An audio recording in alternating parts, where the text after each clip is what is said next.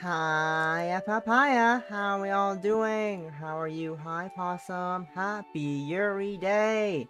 It's a good day. It's a very splendid day today, where it is a day for celebrating Yuri.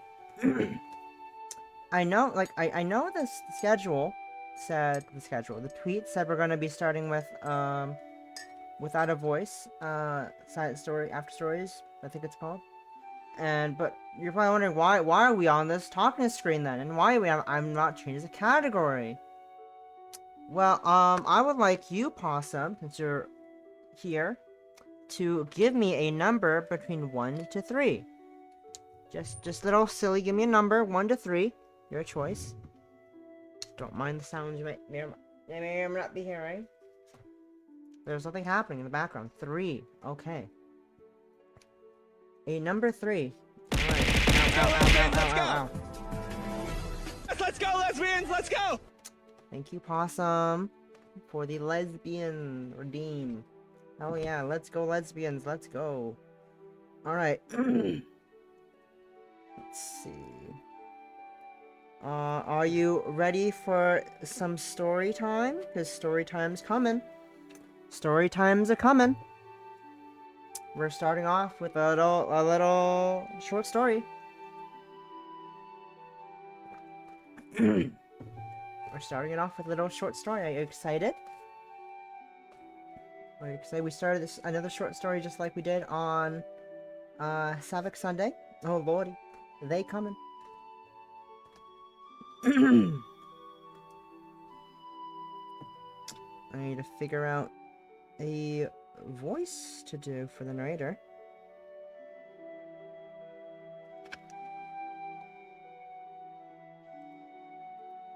Okay. I think I have my choice down. Alright, we're starting the short story. August shifts in her seat, unable to shake the restlessness that's been stirring in her all morning. Major by major, name by name. The profession of graduating student approached the stage and gracefully accepted their diplomas. 2 hours down. 1 to go. Takes another glance at the paper in her hands, now creased and folded over so many times in waiting anticipation that the letters fade, with the bends. It seems like the order of majors was decided without rhyme or reason.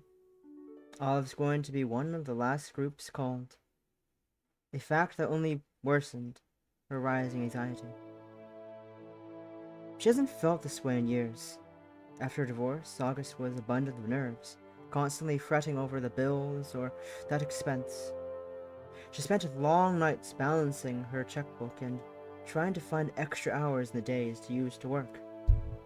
Her dreams of one day returning to her degrees got swept up in the reality of her isolated, single-income parenting. Then one day, all of a sudden, Olive was 10 years old, asking when they could get a job. August laughed at it off as a child's idle curiosity at first, but when they cried at learning it would be years to come, she felt crushed by the guilt. "I'll be strong for them," she repeated that phrase every hour of every day, until she no longer had to fake it. She steeled her resolve and fought to bring sunshine to their lives, day by day, hoping she could show her child the best parts of life. Financially, instability hung over their lives like a dark cloud regardless, but August found meaning in every moment she could share with Olive. The two of them would make it through. She would support them so when they grew older, they could have the freedom to enjoy a life of their own terms. She wasn't sure if higher education wouldn't be their calling. Still, when the time came and August saw Olive withdraw from work, chores, and sleep, she begged them to go. She hoped it would do them good. To live alone, to meet new people, to learn new things. The degree came secondary to her desire to see them spread their wings. It was always secondary. But now, as the woman at the podium called for the culinary arts major to stand, her heart thumps loudly in her chest. She searches the line of identically dressed students trying to peek over the crowd sitting in front of her. She spots them, looking every bit as nervous as she feels. All is down, left, right, their stiff posture betrayed by their fidgeting.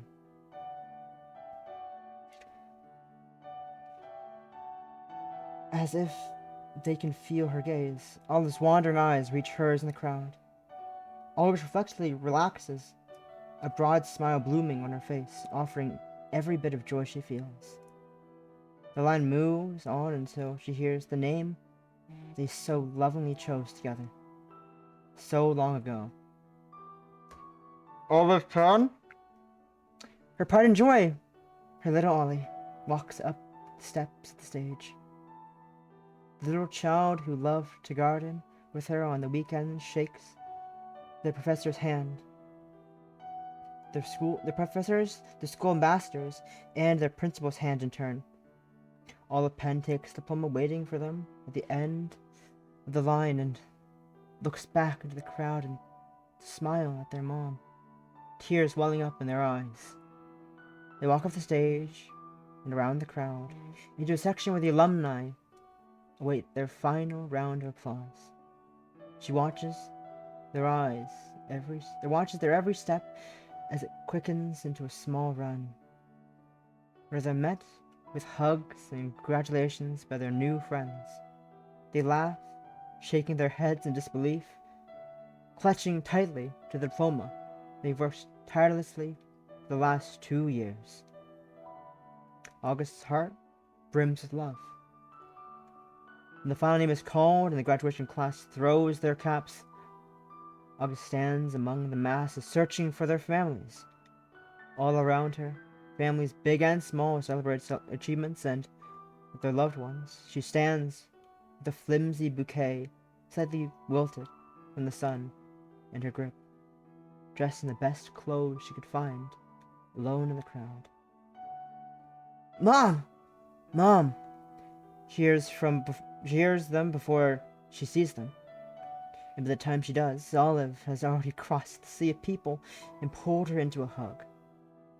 Every bit of resolve she had attempted to maintain for this exact moment vanishes. And the dam breaks as August cries tears of joy and holds her child as close as she can. Oh, Olive! Congratulations! You did it! Olive hugs their mom tighter as she melts into their arms, laughing a bit at the emotions of it all. How long ago was it that they were on the phone with her, filled with shame and regret? Have they ever been the one to smile, while she was the one who cried? Thank you, Mom, so much. Thank you so much, Mom, for everything. Oh, Ollie, this was all you. You worked so hard for it. Olive smiles. She wasn't the type of person to expect a thank you, regardless how often they said it to her. Getting her to accept it was an even more impossible task. They were a team, through and through. Now, underneath the clear blue sky, they both said farewell to the past. The next step was still to be decided. But for the first time, Olive knew they would be able to figure it out along the way. Their life was just beginning, and they were ready to greet whatever may come with a smile. August's wish was fulfilled. That was... I forgot to read the title of the short story. That was A Wish Fulfilled. Don't know who wrote it, sadly. Sadly, don't know who wrote this one. As far as I can tell, I don't think it tells me anywhere on this book.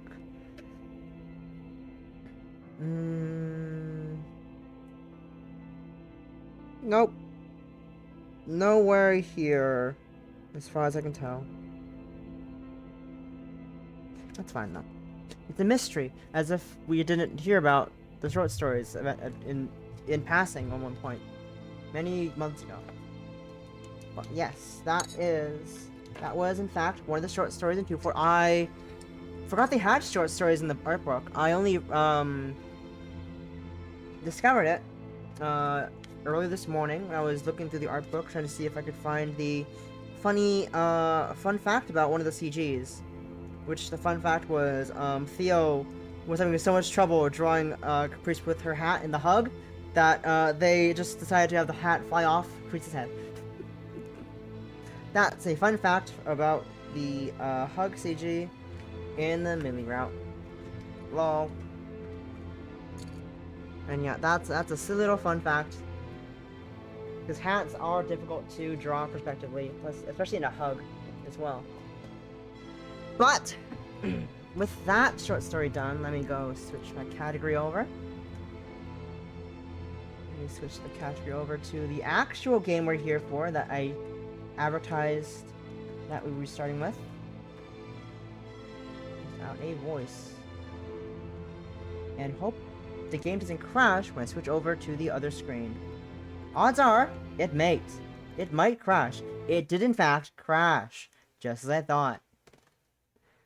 Just as I thought, the moment I switch over to it on my gaming screen, it crashes. Because for some reason, capturing visual novels with OBS while I'm streaming crashes when it needs to reload the window capture. / game capture. Don't know why, but that happens. But it's not isolated because it has happened to Ari apparently before, and I did not realize that. It's a fun little fact. Don't know why. Something with probably like CPU or something. I don't know. Either way, the game it's gonna be really loud. But it's gonna be a lot louder than I would hope it to be. That is fine.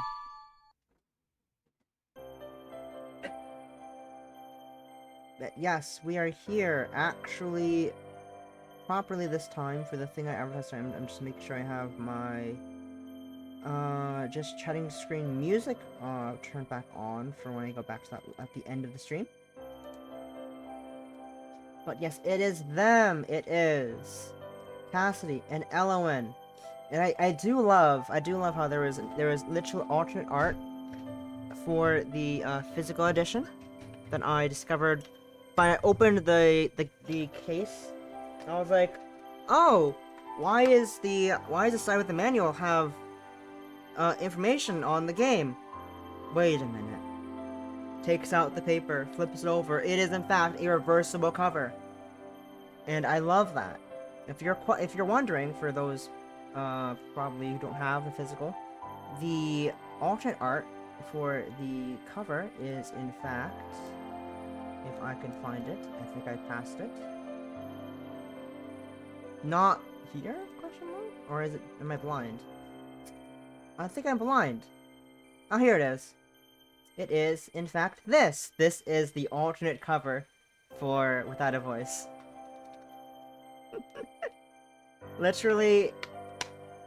literally amazing. Amazing. Whoever made that choice, amazing. A great choice.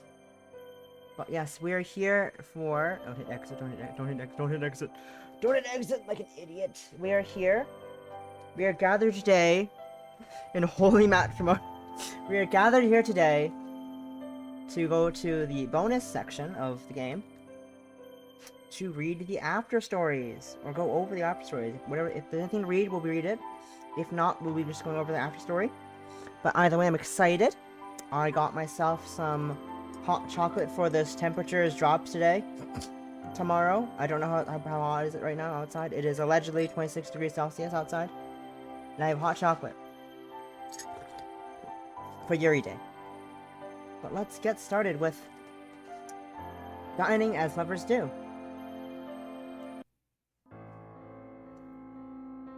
Dear one, thou must not trust human. Sorry. Dear one, thou must not trust humans. Mirthful and kind they may seem, yes, but when it suits them, They will change without warning. To love a creature who knows not the heaviness of time, 'tis pure folly. So spoke the Queen of the Forest once, when she elucidated in such fashion all 5 or so scores of her daughters would listen with rapt attention. The Queen was known for her wisdom. So deep were her roots buried in the ground that she seemed inseparable from the earth itself.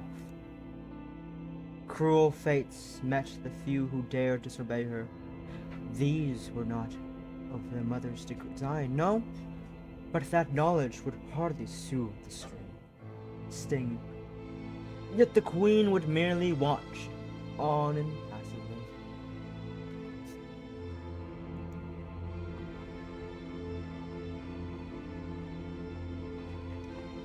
When only 2 score of her daughters remained, the Queen's tune changed. She would still urge caution, but when pressed, where in centuries past there lay only admonishments, she now offered a bargain. Elwyn had watched more than one of her poor sisters lose their immortality over a love that was little more than fruit rotting on the vine. For most of her life she swore that she would not be like them. But then the princess came into the forest, and Cassidy was different. When that golden aura Elwyn saw around the princess had to be real, she thought. Cassidy was not like any human. She possessed the most innocent of hearts, pure and naive. She would love true. A sickening sweet voice traced along raceme so heavy with wisteria blooms that they almost touched the earth. The whisper had the power of wind, but the scent of madness. A siren's call, imperative as it was alluring. Her mother by now, a husk of her true majesty, whispered, Elwyn, I shall offer thee the same terms I offered all thy sisters. This is for thy own good. If this thou find'st is too much to bear, give up thy princess now. Discard that bud of happiness for a life of peace in thy mother's love. There was a thing to consider. Elwyn had been waiting her entire life for this woman, and she knew it. She would have agreed no matter what the terms were, for that was strength of her regard for her. If those feelings would not be reciprocated, he'd rather perish. And so when Elwyn was the last sister remaining, she accepted that bargain. What follows is a tale of woe. A sad ending. And rightly so. For life once lost, you shan't regain. And love devoured, thou lost remain. That most innocent heart was far better in taste than Elwyn could have ever imagined. Yet, the look on her mother's wooden face was bitter still. Thou hast devoured the prince's heart. The queen's voice was tinged with horror and anguish. Elwyn tilted her head in confusion to ask, why? Why indeed? At this juncture, what else could she have done? She wouldn't die for that faithless princess. The queen did not, perhaps could not answer. It was not until some time passed that Elwyn realized that her mother had passed away. The old wisteria tree, desecrated and shriveled, as if struck by lightning. I suppose I am queen now, so Elwyn thought. But the forest would not have her. It would not accept a queen who had devoured the love of her life. All men as her creatures were against her, and if her cousin trees would speak to her. Gotta go work? Okay. My, good luck at work, Possum! Thank you for the stretch and hydrate. This is a hydrate for you. And a stretch. Hope to see you later. Good luck at work. What Elwyn possessed now was a hunger, a gaping maw that could not be satisfied by the sun and water alone as before. She lived on the very edge of the forest, blending in with the shadows to hunt. She could only be satisfied now by human flesh. First, she would prey only upon shepherds, which strayed too far from their flock. When those became short of supply, Elwyn ventured further, snatching farmers and travellers for meat. She thought herself careful, but humans were far cleverer than she gave them credit for. They very soon realized that there was something at the edge of the forest, devouring townspeople by night. At dawn one morning, Elwyn thought, I must leave. She better move things. I shall go into hiding, far away and pray elsewhere. Simply stopping was not an option. A change in location was necessary, she reasoned. She could hear the mob approaching. Her proximity to death somehow thrilled her. Elwyn could not resist a peek out of curiosity. She turned to look at the group of villagers closing in on her location. That was when she saw her. Red eyes, blonde hair. Cassidy. Of course it wasn't the princess. It couldn't be. Besides, the child was too young, her skin too fair. But that moment of hesitation was all it took. What Elwyn felt next was the sting of arrows sinking into her flesh. The village archers were fierce and true in their aim, spurred on by the loss of friends and family. Even then, Elwyn could not help but stare at the child. Though anyone passing resembled her devoured princess, the girl's face was furrowed in disgust and hate. A rasp escaped Elwyn's lips in her final moment. Ah, in the end, I really became a... The word, monster, was swallowed by the wind, heard by none. Well, that's a lovely ending, isn't it? What a lovely ending. Now for the relative neutral ending, ash to ash. And so this wisteria tree must wither in the harsh light of the seventh day. Before Cassidy's eyes, Elwyn crumbled into wilt. This is already seen this one. I've seen this one apparently. Into withering wisteria petals and dust. A heartbeat too late, Cassidy flung open the door and lunged, reaching for the petals and dust that still lingered in midair, gathering them up in her arms. Tears flooded the princess's eyes. I knew nothing. I knew nothing about Elwyn. Nothing at all. What had that woman been thinking in her final moments? What was she fearful of death? Disappointed by Cassidy's betrayal. All Cassidy could think about was that the look of regret on Elwyn's face could not possibly be demonic in nature. The army soon arrived, wearing the colors of Vermeer, as Elwyn had reported. At the front was King Alexander in the flesh, in oddity. What could be so urgent as to cause the monarch to come here in person?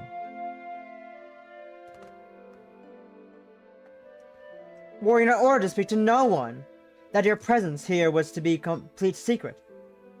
Her brother demanded. In accusatory tone. Yet I have received a report of a most disturbing nature. About a woman living here with you. You are a danger to our kingdom. An exploitable weakness. And as he spoke, Alexander looked around the cabin. Brow furrowed. Cassie briefly thought that she could deny what he said. After all, Ellen was no longer here. The army could search the entire forest, but they could find no one. But Cassie was exhausted, and though it was clear that no other woman stood before him, Alexander's sword remained unsheathed. Her ending seemed clear. Before you dispatch me, I would have you answer a question for me. The placidness in Cassie's voice surprised even her. Alexander hesitated. Surely you are not attempting to evade blame now. I shall not argue with you, Alexander. I accept my punishment, whatever it may be. I merely want an answer to my question.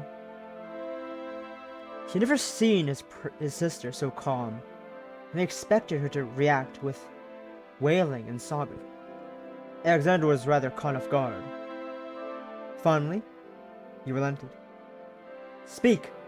I can do this much for my own twin sister. Cassie took a breath. Do you know of any demons living in these woods? Or of a floral nature? I fear I may have encountered one. Alexander rubbed his chin and thought.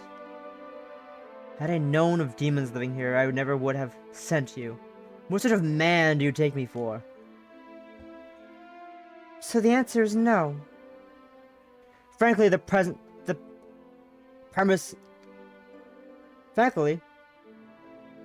makes no sense. From what is recorded in text, demons are born from negative emotions and are at odds with the power of nature. If such being came from flowers, there would most likely be some sort of spirit, most likely benevolent. Cassie's heart dropped. I see.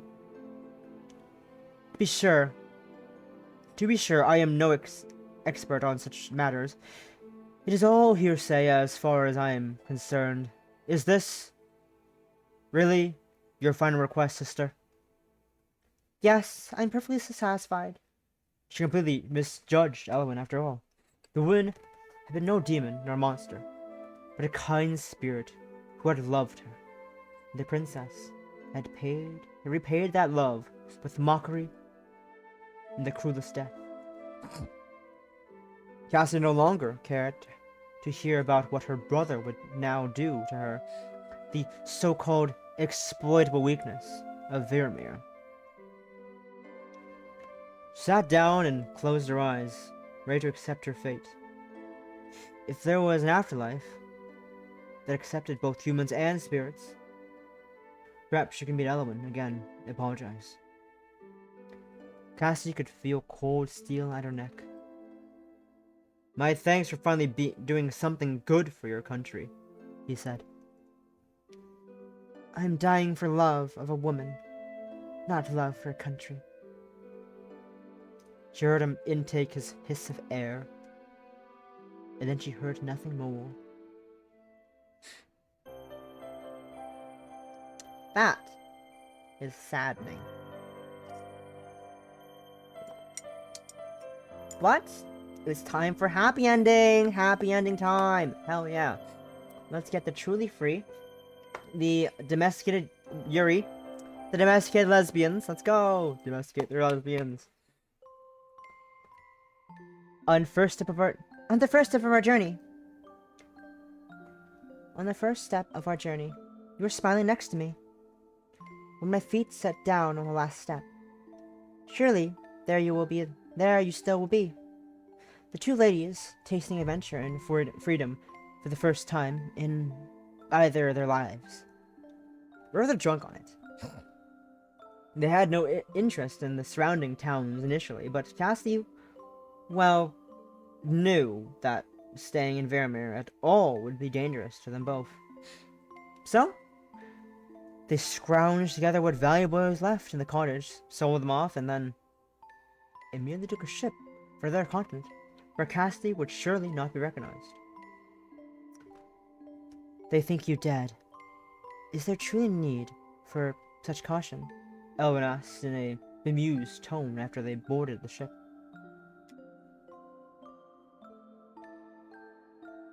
I fear Alexander won't let it go if he doesn't see my body for himself, Cassie replied with a shudder. Over the last several days, she had had much time to reminisce and re-examine what she thought she knew. Under such scrutiny, more and more of her brother's actions were rendered inexplicable. She feared him more than a little mad, at the very least. His obsession with controlling her did not bode well. Perhaps, she thought, this is what's best for Alexander as well. Without my existence plaguing him, he can focus on governance. As if sensing her lover's melancholy, Elwyn put her arm around Cassie's shoulder and gave them a reassuring squeeze. However, their roles were soon reversed, as it quickly became apparent that Elwyn was ill-suited for water travel. Elwyn held on to the deck for her very dear life, and her face turned green from her extreme nausea. Cassie wasn't quite sure whether to stay and support her, or go running to find a bucket. She finally opted for the latter, which Elwyn reluctantly but violently utilized. Reluctantly. After everything that we have been through, is this what shall claim my life? She murmured and groaned. Cassie giggled nervously. Come now, Elwyn. 'Tis only a boat. You'll get used to it soon. She rubbed Elwyn's back gently. Oh. Elwyn did not seem to believe the ex-princess's words in the least. It was a far cry from the romantic sea voyage that Cassie had envisioned, with her spending most of her time nursing Elwyn, but the two of them eventually landed on shores, and the Gyrianic Empire, nonetheless. Armed with only some money and a somewhat tattered book on the Gyrianic language, they took their first steps onto the soils of another continent. Cassie had thought herself rather used to hardship, having had to eke out a living in the woods after living as a pampered princess. In truth, however, even then, she had been provided for. She had received regular shipments of supplies and... Be right back.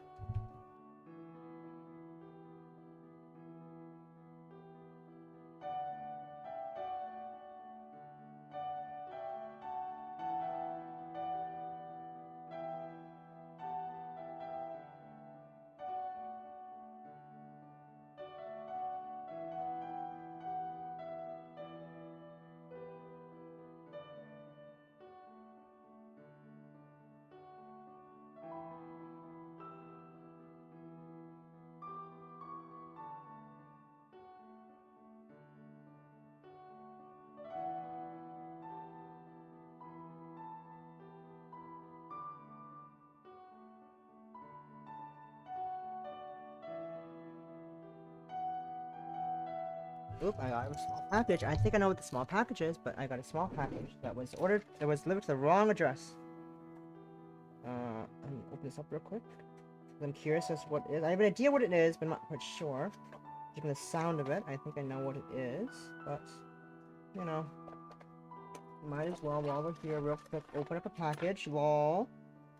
A quick tangent to a package being opened on my behest.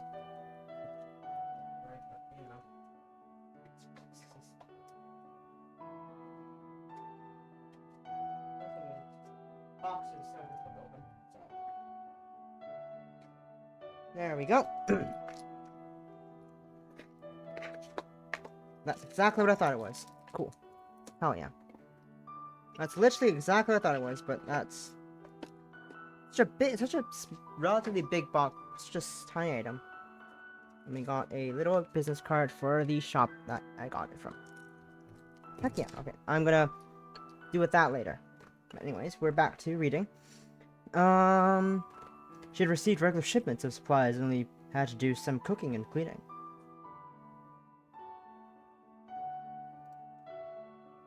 Now the two of them would truly have to earn a living.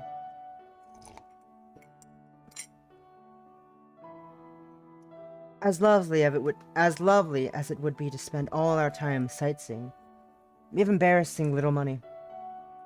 Sorry. As lovely as it would be to spend all of our time sightseeing, we have embarrassingly little money, Cassie pouted.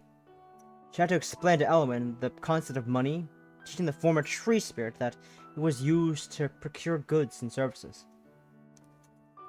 Money, eh?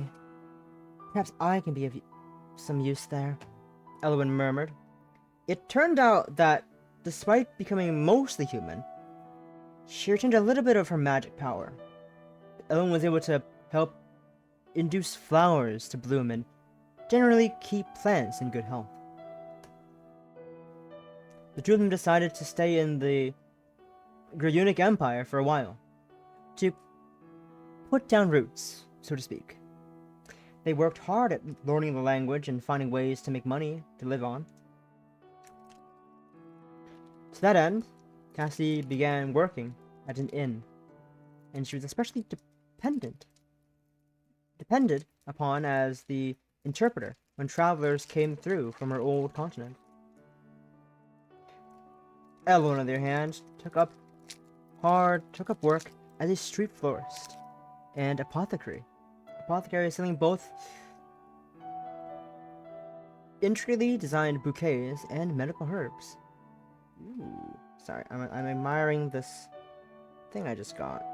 It's a lovely little charm. Oh yeah. It wasn't anywhere close to Cassie's previous living standards, yet she passed each day, never how difficult, in utter bliss. After all, she was free, with the woman she loved by her side.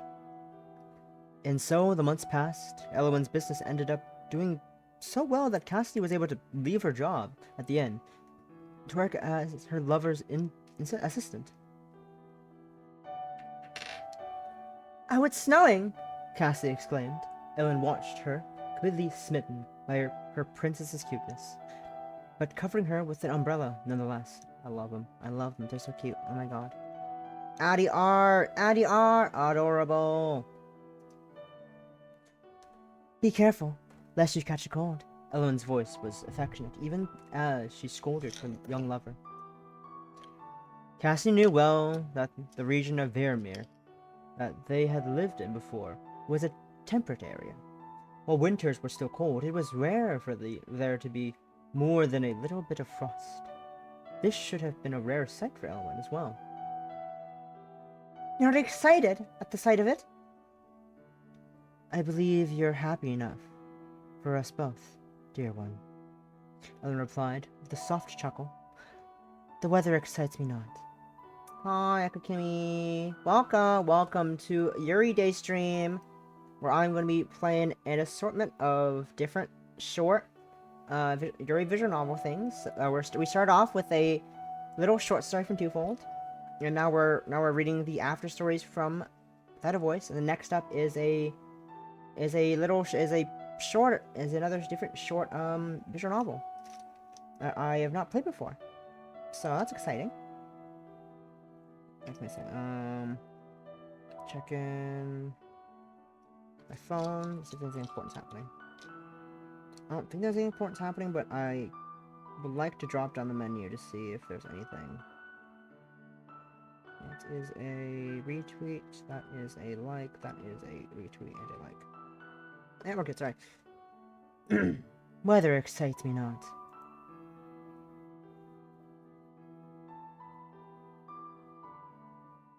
The two of them dragged their wheeled sail cart behind them, stopping occasionally for passerbys to make their purchases. That's a lot of likes. Wow. Look at all these people. Sorry. I'm getting distracted. Oh, what a shame that you have wisteria painted on your cart, but none for sale. Sorry. Oh, what a shame that you have wisteria painted on your cart, but none for sale. An old woman lamented after perusing their wares. Elwyn smiled. Unfortunately, the weather here is just a little too cold for a young wisteria tree to grow. However, she tried to reach down, deep down into the cart, but Cassie knew that what Ellen was merely covering up her magic. After a few moments of rummaging, Ellen produced a small branch of wisteria with several racemes of blooms. Ellen handed it to the old woman with a wink. I worked some magic just for you. Sometimes the truth was the most effective lie. My, what a charmer you are, the old lady laughed, lightly pinching Elwyn's cheek before turning towards Cassidy. Do you know the meaning of wisteria? The meaning of wisteria? Cassidy parroted, blinking slowly. In fact, she did not. She had only passed interest in the language of flowers before, and so was only familiar with the most obvious, like roses for love and such. The old woman did not keep them waiting for long. It symbolizes a love that transcends time. Isn't that just the height of romance? Sorry, but that's her. Isn't that just the height of romance? I would say so, Cassie replied, utterly beaming. Cassie looked at Elwyn as she reflected on this. I hope that meaning rings true for us just as long. Beneath their shared umbrella, the lovers continued down the street and on into the future, arm in arm, their shadows merging into one atop the freshly fallen snow. Yay! That's one. We're one more. There's only one more left. One more after story to go through. Together, we are eternal. It's time for the last without a voice short story. Time flowed on like a river, unstoppable and unrelenting.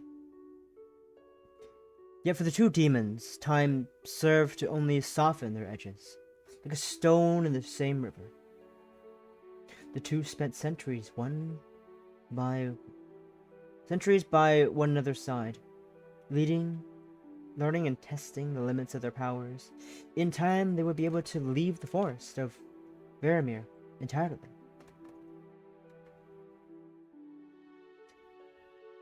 On one early morning, Cassie and Elwyn sat down on an outdoors cafe while waiting their order.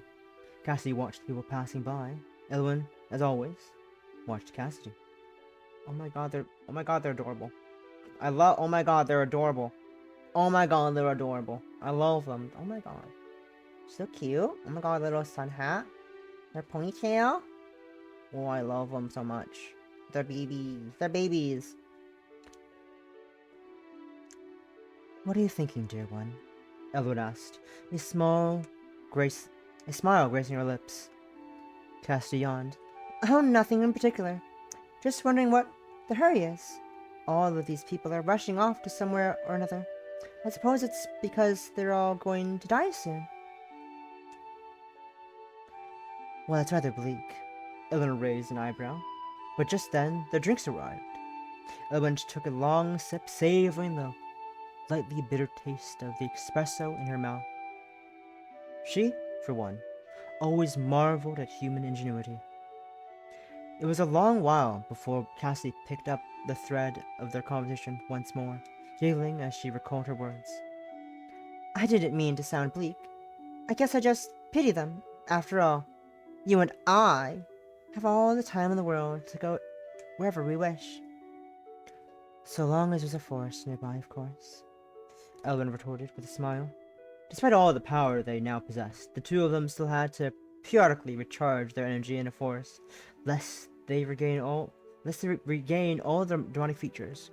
While it wasn't the worst thing that could happen, it did prove inconvenient for blending in among humans.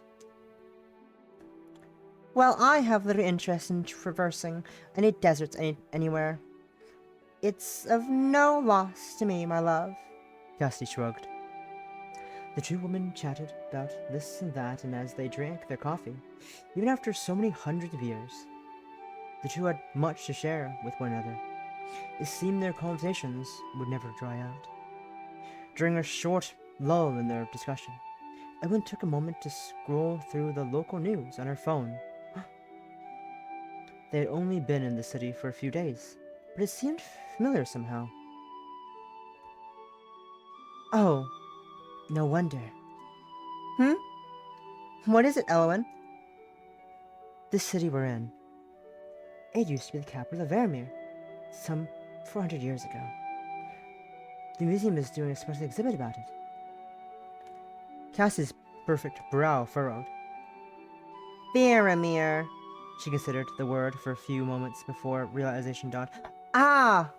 Vermeer! Vermeer! Really? Elwyn chuckled. Don't tell me you forgot about the little kingdom you used to be the princess of. It's just been so long since I ever thought about it. I'd put the place completely out of my mind, Cassie replied, with a pout. Goodness! Has it really been so long since my little kingdom fell?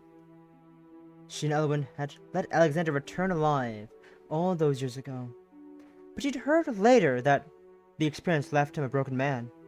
He'd ended up having to adopt a disaster relative to make his heir. Still, the line of succession of Vermeer continued unimpeded for quite a while after that. All kingdoms one day fall, however, and Vermeer was no exception. Curiosity blooming in her usually apathetic heart, Cassie browsed current information on Vermeer on her own phone, scrolling through the text to soak in the summation of its several most recent centuries of history. Cassie let a gasp. My love, it's already been nearly 800 years that we've been together. Can you believe it?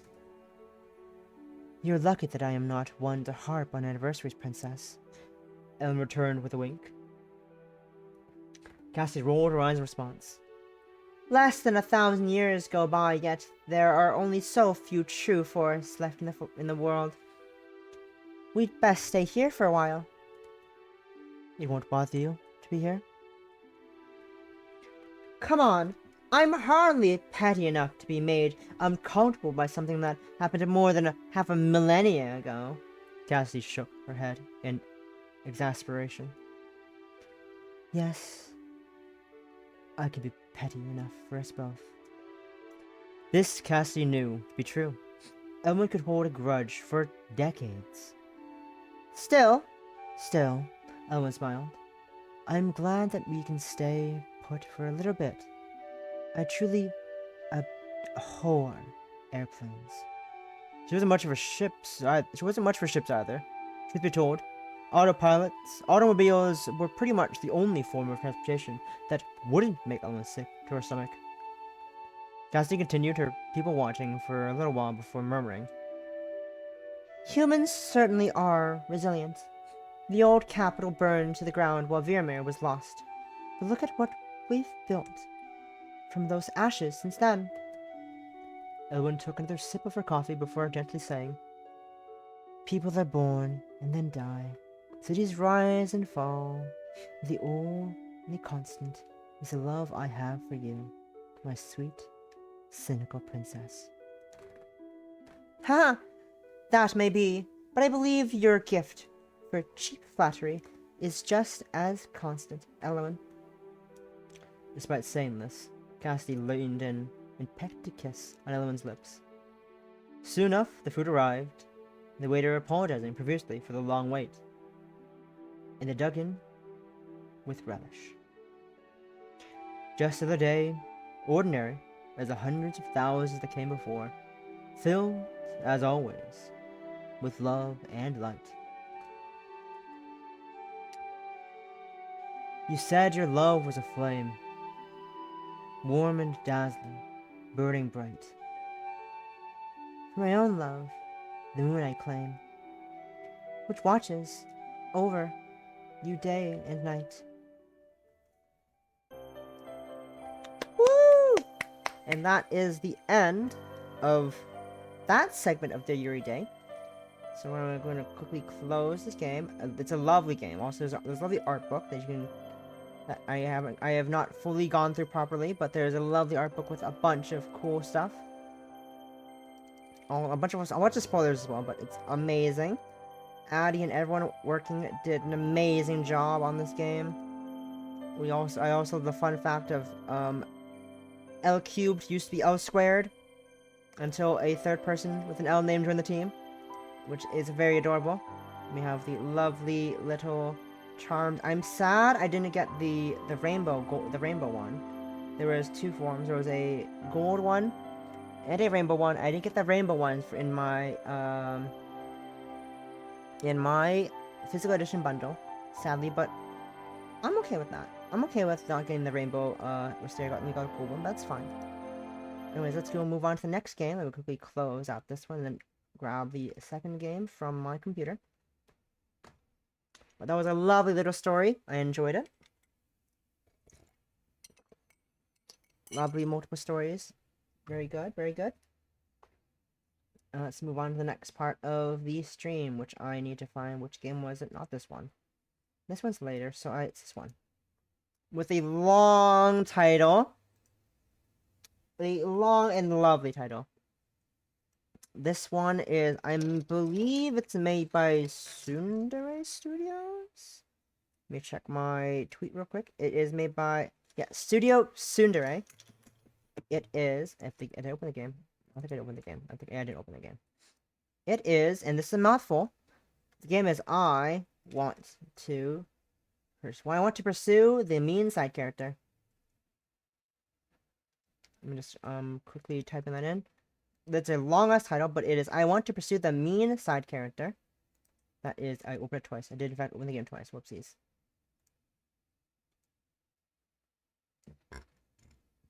I only need one version of the game open.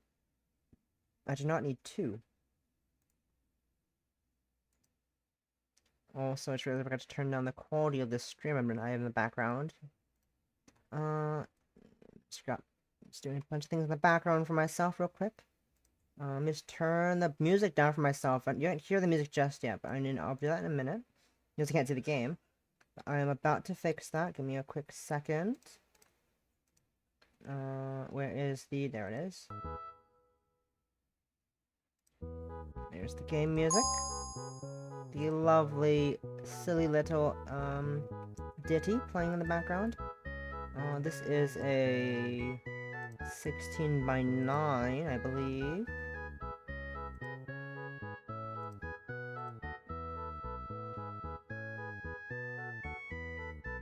Yes, 16 by 900, that was correct. And this is I Want to Pursue the Mean Side Character by Soon Angelic. Which also is, I believe, yeah, it's also about the same studio as a small game dev studio that of Tsundere Studio, which is very, very lovely. I'm excited for their future game that's coming out soon. Soon to see, I'm not sure when exactly, but it's coming out. It is I Just Want to Be Single, which is a kind of anti-dating simulator. I'm excited for that to come out eventually, but for now, we've got this silly little game they also made, which is, obviously, as you can see in the title, I Want to Pursue the Mean Side Character. So let me just make sure we got everything good and ready for Yuri Day. We got game sound good, microphone good, audio levels are... We'll load the game a tiny bit, and we're good to go. I hear this is a bit short. This is a bit of a shorter game, so that's good. That's good for the little Yuri game marathon we're going for. So let's get started. Oh no! I lost my handkerchief! That's terrible. Wasn't that your favorite silk one? Yes. And it was so expensive. I might have to wait a while to get a new one. Excuse me? Miss...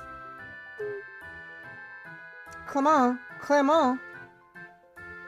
Does this handkerchief belong to you? No, Huh?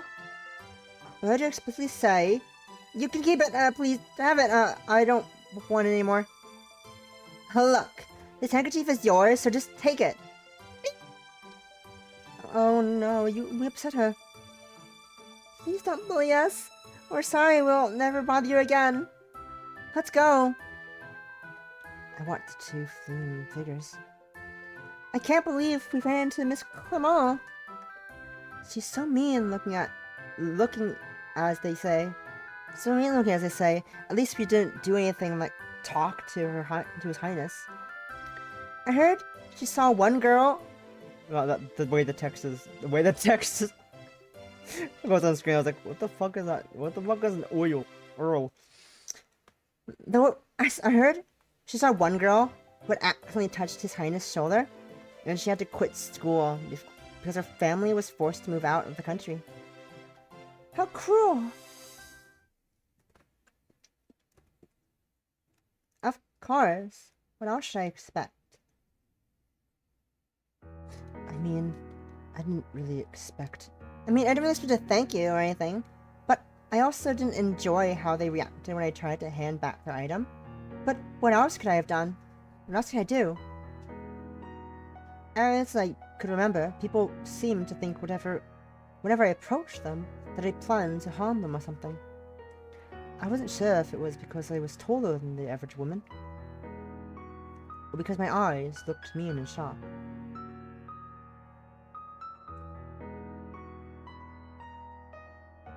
Or because my hairstyle, which I have tried to straighten, is reminiscent of an antagonist for a novel. Even my own name, Beatrix, seemed to add an image of me being a spiteful person.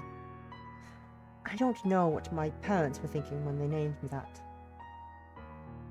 Not like I could ask them there, though, as I wasn't particularly close with them, either, which made me a very lonely child. Thus, I did my best to try and make friends with other children. Yet, any time I tried to approach another child, they would end up crying or wetting their pants from seeing my sharp eyes.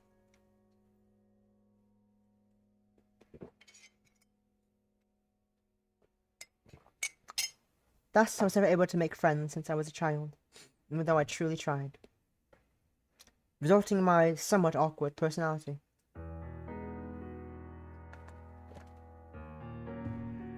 I tried it all. I had thought that if I was going to be treated as a mean-spirited bully, no matter what I did, I might as well just play the part. I quickly became known as Beatrix, the jealous fiancée of the prince, who would tyrannize anyone who approached him. Though, if I were truthful, I don't care much for my fiancé. And Edward, my fiancé, never bothered to take any interest in me either. But I still put up the act that I was possessive of him merely for appearance's sake. Additionally, I did nothing like force a girl and her family to move like those girls said. That girl moved because her father's new business was located in the rural area of the empire. What I mostly did to people was intimidate them a little, or just stare at them with those sharp eyes of mine. However, that was enough for the student body, as they had begun to spread rumors of my cruelty. Thus, I never had to do much to make people afraid of me. And so, for a good amount of my schooling, I was the infamous Beatrix Clement. Until... Beatrix! And right on cue. This is Lily Abbott. My only friend is as sad as it is to say. Lily is basically the opposite of me. She's well known among the student body for having the low-class transfer student who seemed to snare the hearts of several well-known male students, including a Grand Knight's son, the Prime Minister's son, even an illegitimate son of a duke, but he's kind of known as to be flirtish. Yet, she never seemed interested in any of them, and despite them always approaching her, she spent her time instead.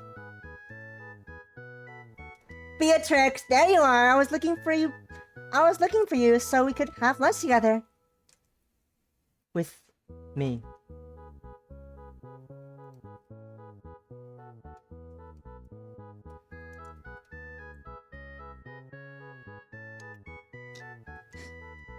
Sorry.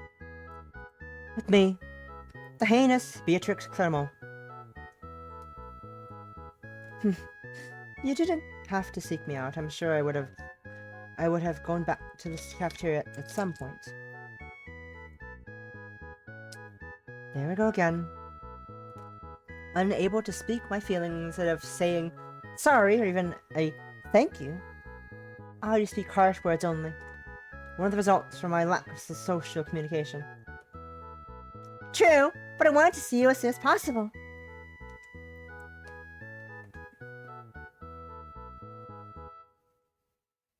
There she goes, saying such embarrassing words again. While I am unable to speak about my feelings, Lily seems to have no filter.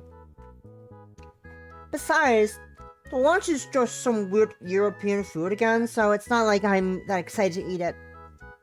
I mean, doesn't have to work. Doesn't this world have some like normal food? Now to have a burger again. What was that? No, nothing! By the way, what's with the handkerchief? Oh, this belongs to some students. I was trying to return it. What? Seeing her face, she probably guessed what happened.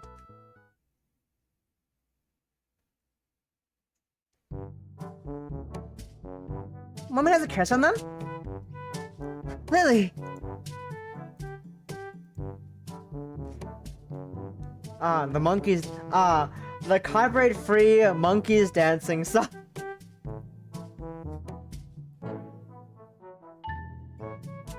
I love myself some copyright-free music. Hell yeah! I'm jamming out to the copyright-free music. Don't even joke about that. You know the usage of dark magic is forbidden by the royal family. If you're caught, you could face execution or worse. Oh, yeah, I got it. It wasn't that serious anyway. What does magic even exist here? I don't want to. Anyway, why not keep the handkerchief then? She didn't take it when she had the chance, so it's fine. Just keep hers now. I'd rather not. She said this is important to her. And she might regret not taking it, so... Yeah, a second, I'm typing to my friend stuff.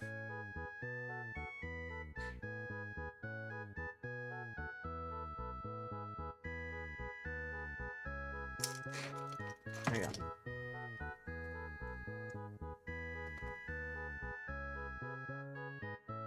You're so sweet, Beatrix. What? How about we go take it to the lost and found before we grab our lunch? The girl might grab it from there, later. I suppose, yes, that would be the right course of action. Let's go then! Whoa! Wait, don't rush me. And so we both returned the handkerchief to the lost and found. Despite how I may act, I am truly grateful for having Lily as a friend, as she seemed to make up for some of the deficiencies I have. She upset me if I said that aloud, though. Lily would constantly tell me not to bring myself down, while also showering me with praise and compliments, as she saw earlier.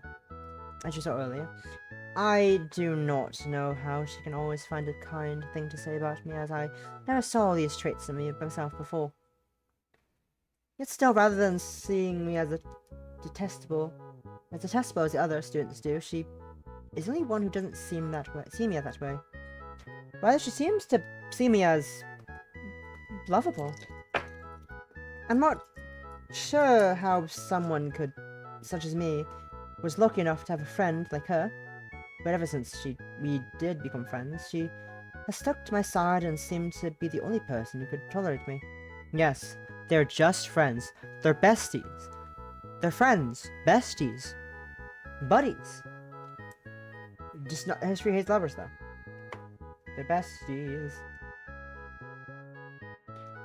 I'm posh, mean-looking, and antisocial. And she's so small and cute, sweet, and overly sincere. Anyone would wonder how two drastically different people, such as us, became friends, correct? Well, it started around the beginning of the school year when I was still putting on my little persona. You are a commoner? Me? Who else would I be talking to? Anyone? Does anyone else here reek of the scent of labor? The other students laughed at this. Lily at the time was a new student at the academy. Furthermore, she is the only student to come from the lower class. She accepted to the fact that she had been adopted by a baron recently and now attended the academy, which is filled with other wealthy and upper-class students. Despite me being the only one confronting her, I was not the only student who found her presence irksome, so seeing me belittle the tiny girl was a treat for most of the student body. Yet she knew that little confrontation led to, but who would know what that little confrontation led to? Wait! That hair! Those eyes! That pose! Are you Beatrix Claremont? Yes, I am. Oh my god! It's really you! You know of me? Of course I do. I played every route in Magical Academy Love Life in order to just even catch a glimpse of you. I even heard of all your official merchandise. Well, I did. I mean...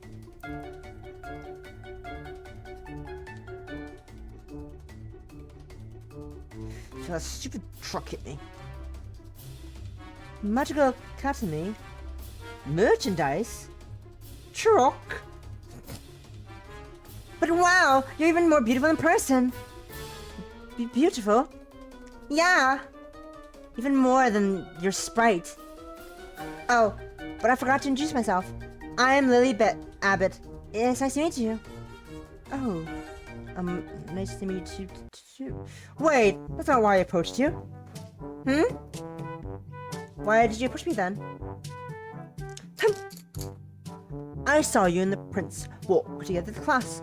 Tell me, as I am the fiancé of the prince, what your relationship with him is. We don't have any relationship. He bumped into me, which made me drop my books. He then made some big deal about it and told me you could carry them for me to my next class, which I refused. Yet still, even though I kept telling him no thanks, he carried them anyway, making a bigger thing out of it than it was. Honestly, it was kind of troublesome. That event scene always irked me, but more than so in real life. What? As if someone as great as the prince would carry someone common as filthy book to class. I'm not lying. And honestly, I wasn't happy about the whole thing either. But I can't do anything about it, and about now. So is there anything else I could do for you? Fine. Since you asked, I don't want you to ever come near the prince ever again. Done? Huh? Dunzo! Deal. I agree. I'm never gonna approach the prince. Won't even look at him. Hey, I'll be happy if he doesn't do the same, if he does the same for me. You agreed pretty quickly. Of course I agreed. If it means you'll stop being upset with me, I will gladly avoid the prince. I see. Of course. It's good that you understand your situation then. I'm happy to hear that you agreed so easily. And I'm happy that you're happy.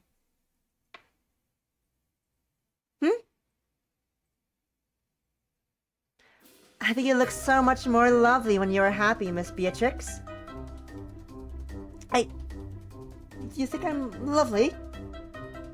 Your golden flaxen hair, your sky blue eyes, the elegant way you hold yourself. How can I not think you're lovely?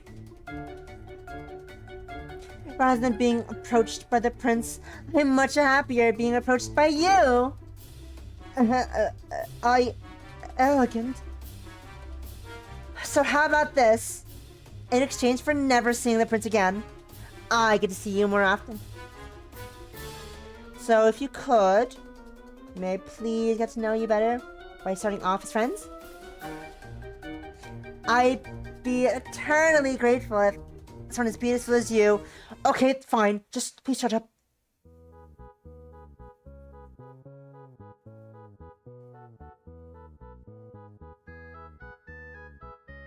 Someone said yes?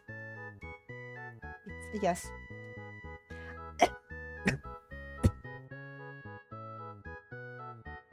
I'm so happy to hear that. My best friend. Say something? Oh, no, nothing. I said nothing. Your ill-bred ears are probably just too full of dirt to hear anything. Either way, I look forward to getting to know you better. Likewise. So I'm only doing this so you don't have any time to spend with the prince. That's fine by me. How about we walk to our next class together?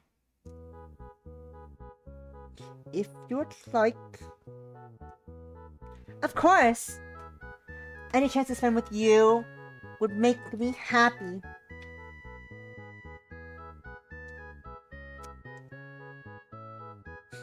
And thus, that is how we became friends. I still cringe at the way I acted before. Honestly, it was pretty awful. And I would love to see my behavior change drastically after we became friends, but that would be a lie. Though, thanks to Lily's patience and effort on my part, we have gone to a point in our friendship where I no longer call her a commoner and also stop hurling insults at her. Yet Liv has never stopped speaking of her admiration of my many features, which I suppose motivated me to try and change a bit so I could meet her expectations. And so I stopped my horrible ways and tried to the person she saw me as by trying to help others and working harder to make more friends. Though there hasn't been much success.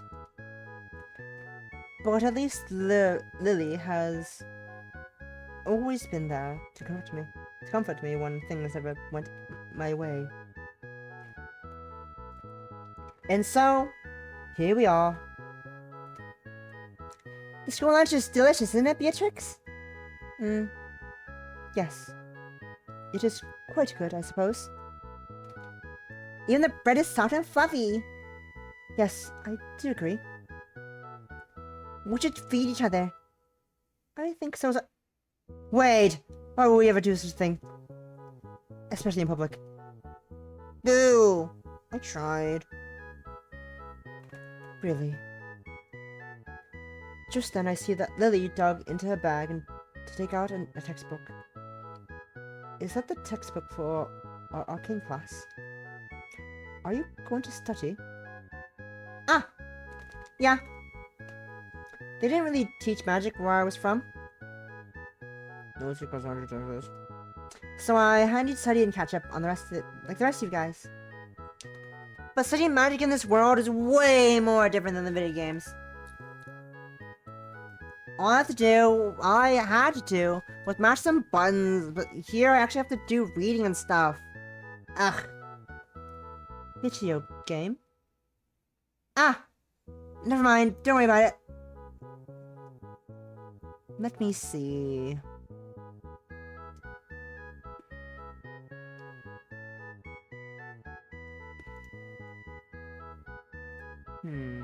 Oh, okay. As Lee hands me the textbook, I glance over the material she was studying. This material... We've gone over this weeks ago. She's still on it? At this rate, you might not catch up with the upcoming test. Let me help you study. Are you sure? I don't want you to waste your lunchtime helping me. Was my decision to help you, wasn't it? Are you questioning me? No! Good. Let's start reviewing up together. Besides, we are friends. We should help each other out.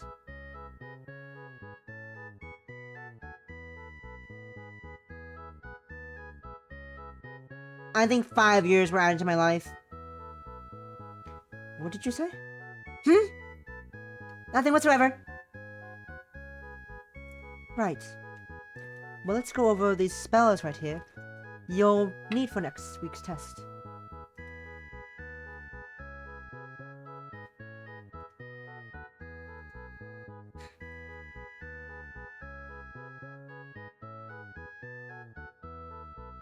Whoa! I can't believe I was able to catch up that fast. You're so smart, Beatrix. I'm not that smart. I really studied. That's all. The benefits of having only one friend most of my free time was spent studying. But I'm glad that I was of some assistance to you. You're more than just some assistance. I really appreciate it, Beatrix. I'm so grateful to have you as a friend. You... grateful? Shouldn't it be the other way around? I mean, she has to tolerate me. Yeah! I mean... when I first came here, most of the other students ignored me since I wasn't of noble blood like them. Only you would reply to me whenever I talked to you. If I didn't have you, I would probably have no one else to sit down and eat lunch with, or help me with studying.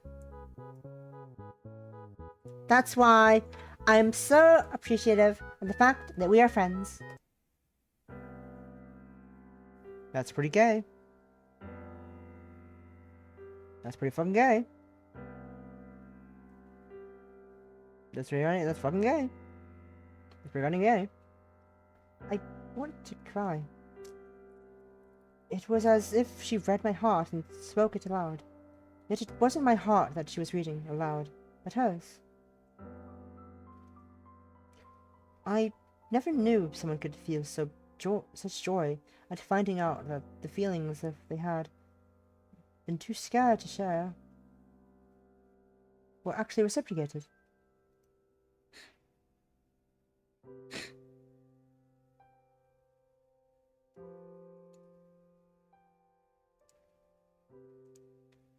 Yet it is unfair that only she had the courage to be honest.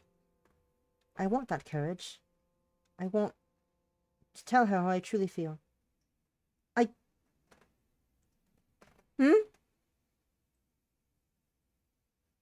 I'm glad we are friends too.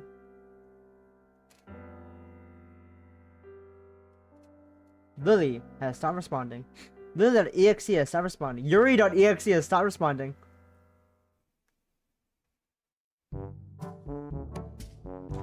Holy crap! Why can audio recordings exist in this world yet? What? It's the thing. I think my heart just stopped for a moment. What? Are you okay? Are you sick? Here. Let me check your temperature. Do you possibly have a fever? Hi, Ming! Today is Yuri Day. So I'm playing a bunch of short Yuri games. Yep. Hello, daughter. Hello, adopted daughter. But I'm doing good. I'm vibing. It is getting kind of hot, but I'm fine.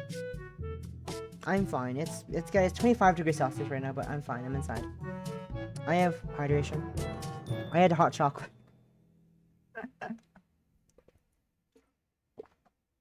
I had hot chocolate.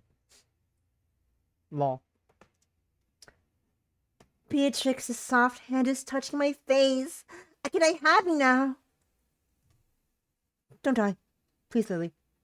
You must live. If you die, then I won't have friends anymore. Because I was so worried about Lily, I didn't realize how close we were.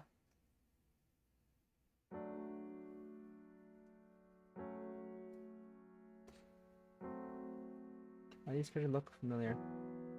I don't know. I don't know. They're not from anything, as far as I'm aware. They're just original characters, I think. I don't know for how long, but we stare into each other's eyes. I never realized how round and bright Lily's eyes were. Or how silky her hair was. Not to mention how soft-looking her skin is. Suddenly I felt a sudden warmth and fluttering feeling in my stomach. Whenever I was with Lily, I was always happy, as her mere presence made me feel comfortable and pleasant.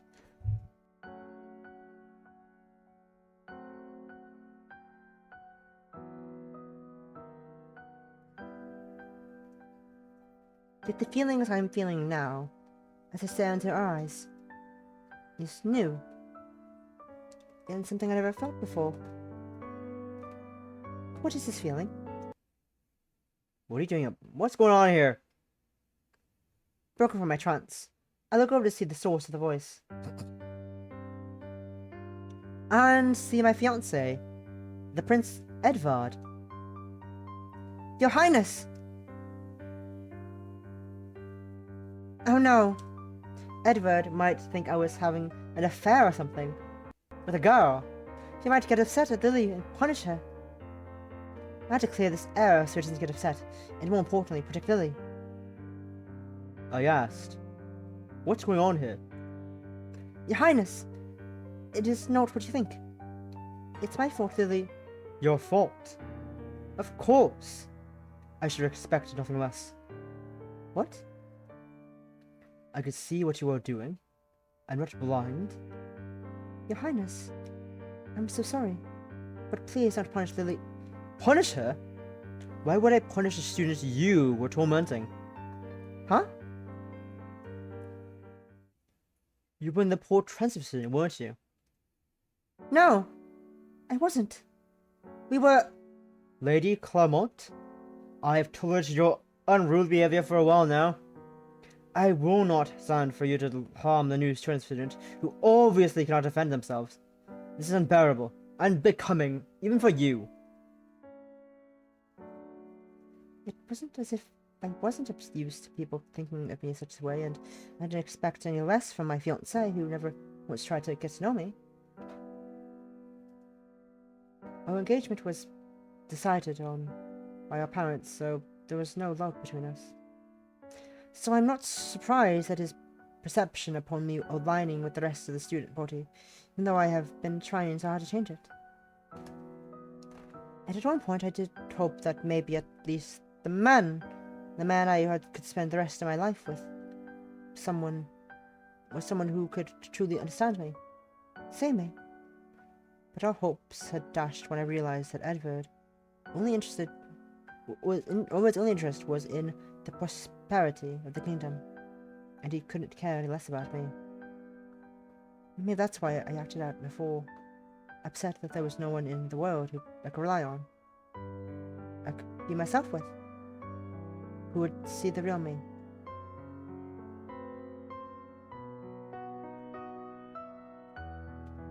But this time it was different. This time I had someone who was on my side. I had Lily. Yet, that's not true. I just thought things were different. But nothing has changed. All I've ever been seen as is a cruel, horrible villainess. You're wrong!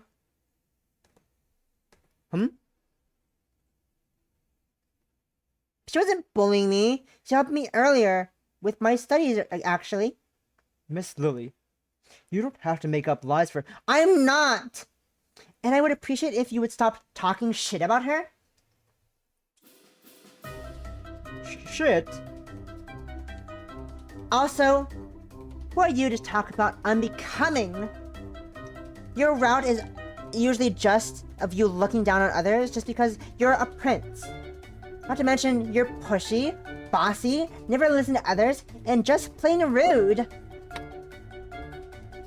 can't read that shit. Since for some reason, guys with those kinds of dominant personalities is supposed to be appealing. Well, I don't see that. In addition, in your bad ending, you lock up the heroine in a cage like some creep after she's all forced to leave this academy. Really? What sane person would do that? What? I would not. Beatrix, on the other hand, is the most warm-hearted person I know. She always tries to help, like returning people's things or cleaning up the classroom for the teachers. She never ignores me, unlike the other students, and always responds to me. She's patient when she teaches me, even though I mess up and get confused. Gives me her dessert after lunch, even though I secretly know she loves sweets a lot. Additionally, because I don't have much money, she bought me joining 3 sets of a new uniform and also my textbooks, which she said were hand-me-downs, but were obviously new. How did you know that? Beatrix is the most gentle and selfish person I know. So I don't want to hear anyone like you talk shit about her. Especially from someone who didn't even place in the top 3 for the character's popularity poll. Character popularity poll? Come on, Beatrix. Let's go. Okay. Yeah, fuck you, Edward. You suck, Edward. Screw you. Not even top 3? Not even top 3.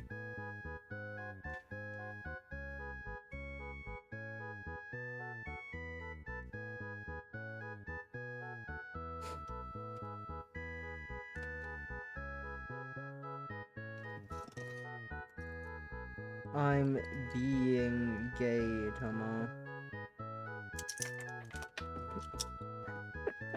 I don't think I've ever seen Edward look so stricken. Lily? Beatrix? Please make your agreement with the prince. What? I admit, the prince may be handsome and stuff, but he's still a yandere. And I don't like how he talked bad about you. I want you to be happy with someone who treats you the way you deserve to be treated. Lily. Beatrix? I love you. I love you the way you sometimes... I love the way you sometimes seem harsh, but are actually very sensitive to what others say and act. I love how you try to seem like you don't care, but actually care a lot. I love how secretly kind you are, and how you're so smart and hardworking. I love your deep blue eyes, and your long hair that reminds me of the sun. Even your graceful figure always leaves me speechless. I won't ask you to return my feelings, but I just wanted to let you know them. To be honest, I will be happy being friends with you for the rest of my life, if that's what you want. No, I don't want that. If you also would like some more space, I would understand. I don't want that either. Then, what do you want? It was obvious what I wanted. Since I met Lily, I never spent any moment alone. I no longer dreaded going into every class where I would have no one to talk to. I no longer ate my lunch quietly in a large courtyard of my own lonesome self. I no longer studied silently to fill the free time I had from not having anyone to spend with. And that's because of Lily. Because of Lily. I changed. I stopped being that hurtful, mean person I used to be before. Because of Lily. I no longer waited quietly for class to begin because she would spend time with me before the teacher came. Because of Lily, my lunch time was no longer quiet, but filled with laughter and chatter. Because of Lily. My once still monotonous life is bright and wonderful. All those times I spent with Lily was the happiest moment of my life. I never want a life without Lily by my side. So the obvious answer was, I won't be with you. No, Lily. I am in love with you. You are? It took me a while to realize it. But the fact that I always want to be by your side. How being with you makes me feel both comfortable yet nervous. And how everything you do always brings a smile to my face. In summary, Lily Abbott, I am in love with you.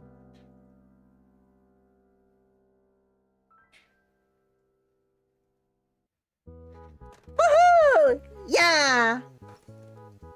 You don't need to be so loud. I can't help it. I'm so happy. Does that make us lovers then? Well, I suppose, but I still have to break my engagement off. That's fine. I'll wait. I'll wait forever for you. Same. Beatrix, I promise you that I'll do my absolute best to make you happy. You don't really have to. Uh-huh. Nuh-uh. Just you watch, Beatrix, come on. I will make you the happiest woman in the world. Then I guess I can't stop you. Nope. Like, you can't stop me from doing this. Eep. Whoa, ayo, ayo, ayo, strong woman. Strong woman. Strong woman. Strong woman. Wait, give me a second. I'll just grab this real quick. Don't mind just grabbing a screenshot real quick, lol. And sending this to myself, but while I do that.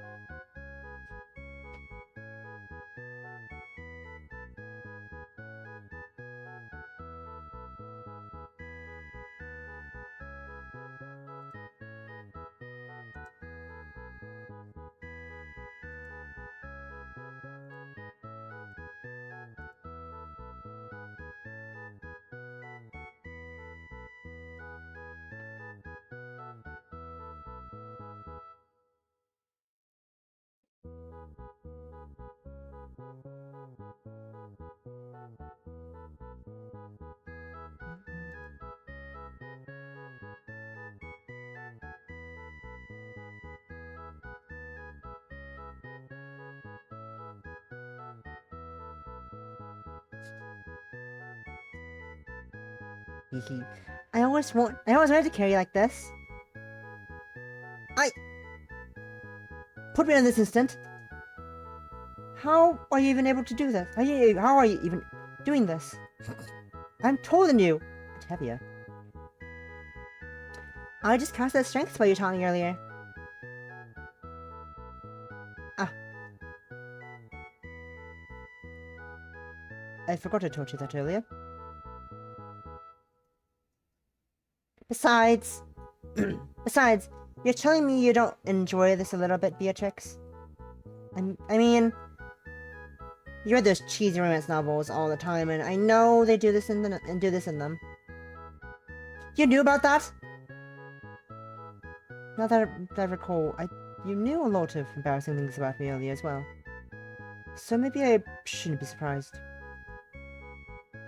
It's nice to have someone who knows you so well, huh? I suppose it's better than being misunderstood. Glad to hear. Because I won't stop trying to learn more about you. Because every new thing I learn about you makes me fall for you more. sheesh. Only someone like you could be so shameless to do something like that. Though I suppose that's what made me fall for you. I didn't quite hear that. Could you say it again for me, please?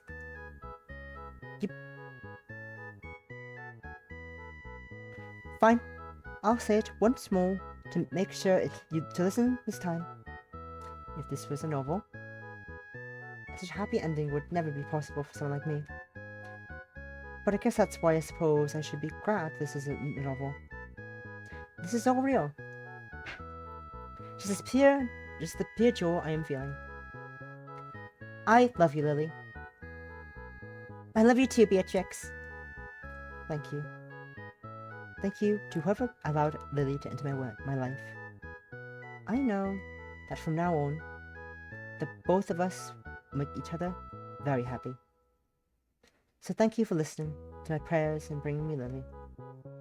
I'll make sure to spend the rest of my life bringing her as much joy as she brought me. I promise. Wow! I suppose this would be the confession scene, huh? Around this point the game would end. But I'm grateful it doesn't end here. More so, since I'm actually in the game, I don't have to worry about any PG-13 rating any longer. Hehehehe. What are you talking about, dear? Oh, nothing, my love! I forgot to mention.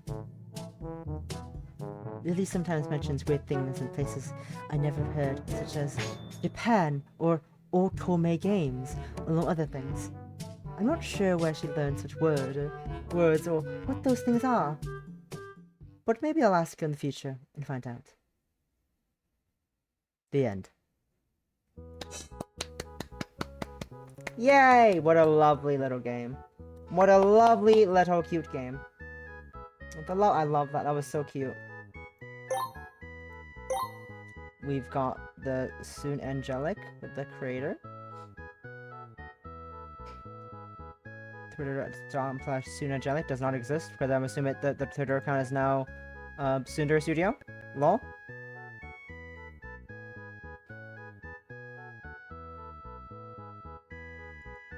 And we have logo and UI by M.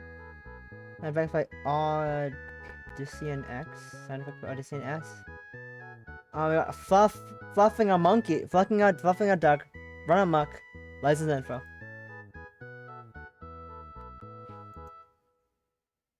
License info, free to share. Oh yeah. Casting, Spanish, translation, translation, we got all these people. Oh yeah, what a good little game. What a good little game. Cute, quaint, very easy arrow keys. Oh, cool. Oh, cool! You can actually the interface with the arrow keys. That's cool.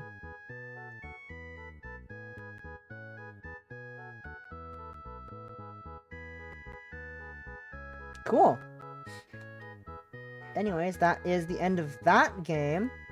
And now we move on to the next game. I think is our last game in the day, because this one's a bit longer right here. It's a bit longer, but I think it's also relatively short as well. So I'm gonna go boot that one up as well. But that was fun. That was a good game. Go check out.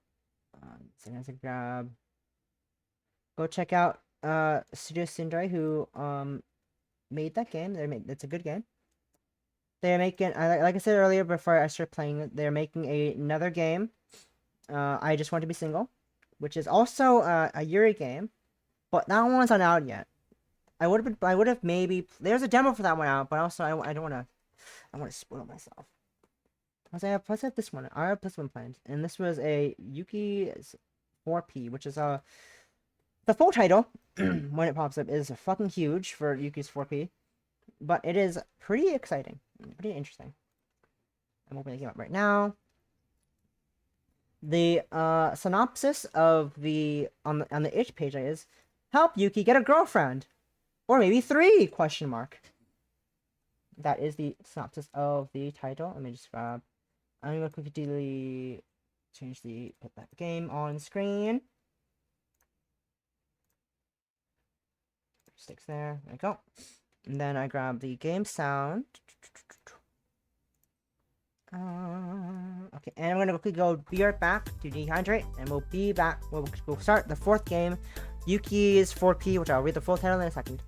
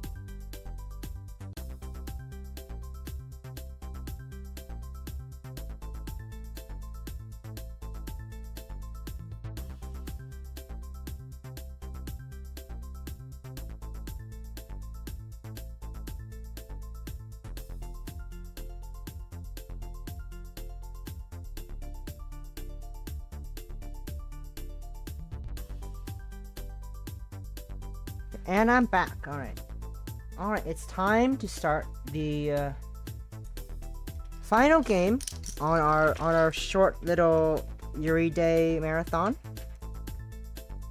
which is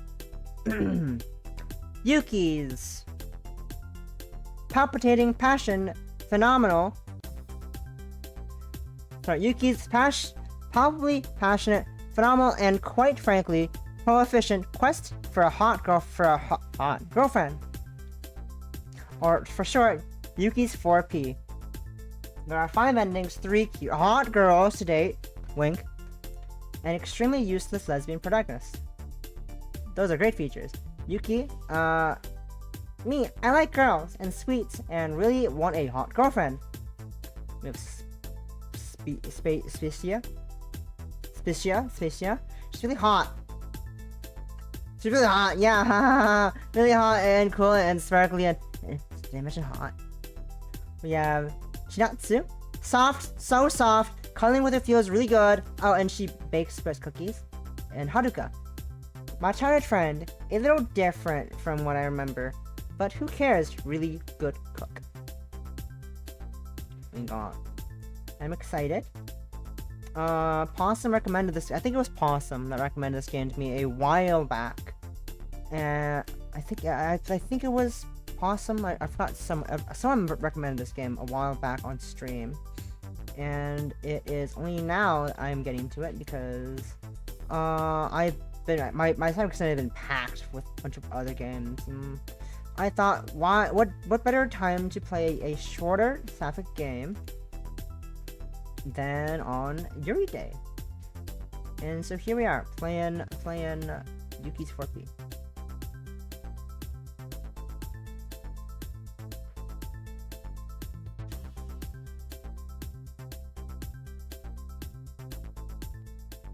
Just make sure game audio is good. Let's start. Camellia Academy, a private school for girls located in Bunkyo, Tokyo, Japan. It offers education for elementary school through junior college. The middle school and high school have dormitories to house students who do not live close. Wait. Please excuse me, that's the wrong brochure. Where is it? Never mind. All that matters is that Camellia Academy is a private all-girls school, made up of the most prestigious and elite, and hot. And hot.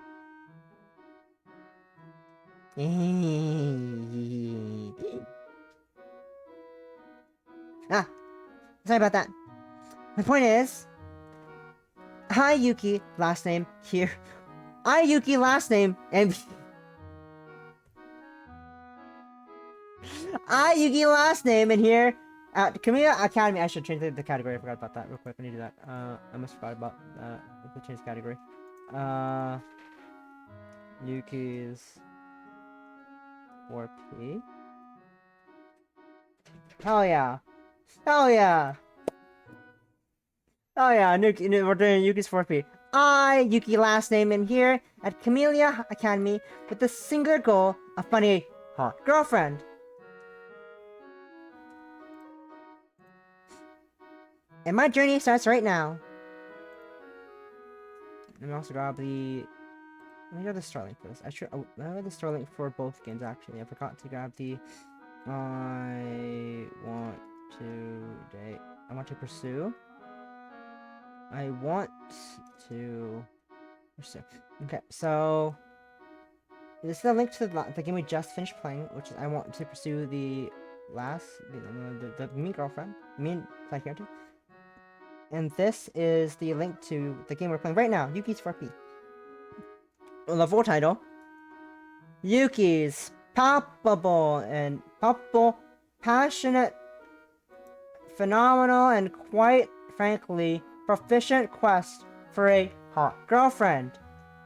So I was reading a really small text. I was reading a really small image with text on it. It's hard to read the title because it's really goddamn small. Jesus Christmas.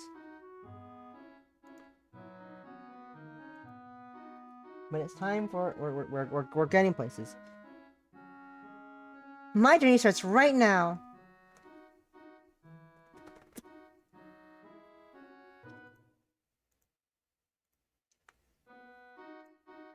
As soon as I find my way out of this forest. Seriously, why is it such a dense forest here in the first place? You'd think that they'd invest in camellia instead of trees, given the name of their school. Oh, don't worry, cutie. We have those too. Huh? Oh? Oh? Oh? Oh? Oh! Do you believe in love at first sight? Or should I walk past you again?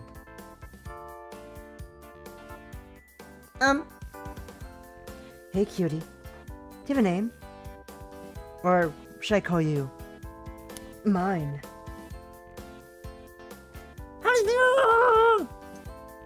What on earth is going on? Certified by my beauty, are we? Don't worry, your pretty little head, darling.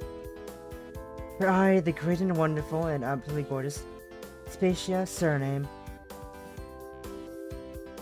Please tell me all the last names aren't fucking synonyms for last name. Please tell me they're not all just synonyms for last names. Cause if they are, that'd be fucking hilarious.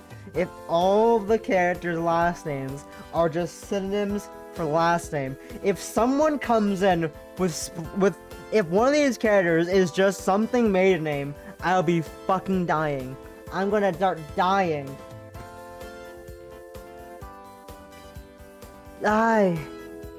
For I, the great and wonderful and absolutely gorgeous Spacia surname. Thank you. Oh, you're too kind. Overseas. Will be the one to guide you out of this horrendous maze.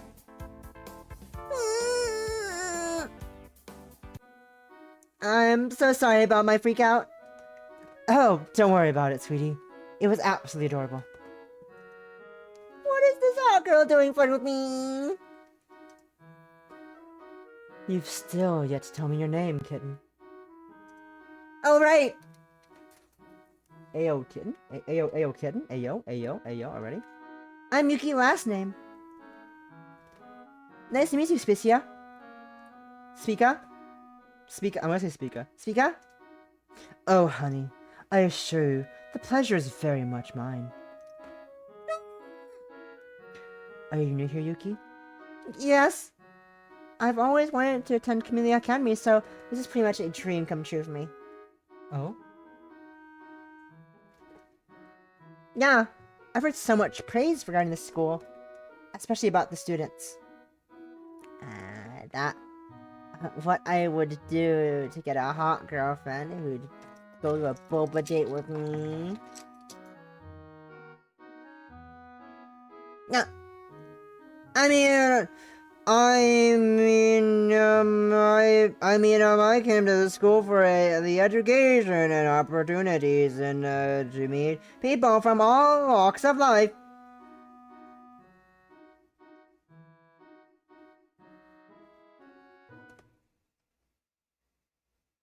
Please forget everything you heard. Huh.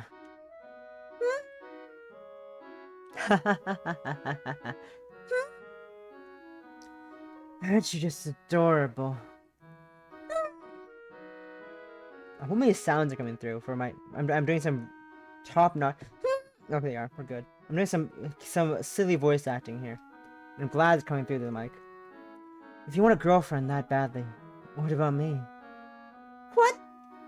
I'm asking for your hand in becoming my partner. So what about it?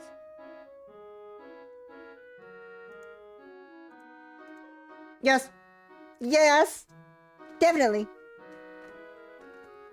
Wonderful. Wunderbar. I have a girlfriend now. And she's really hot too. Well, I love to cut our time short, but it seems that we've reached our destination. Right. Before we part here.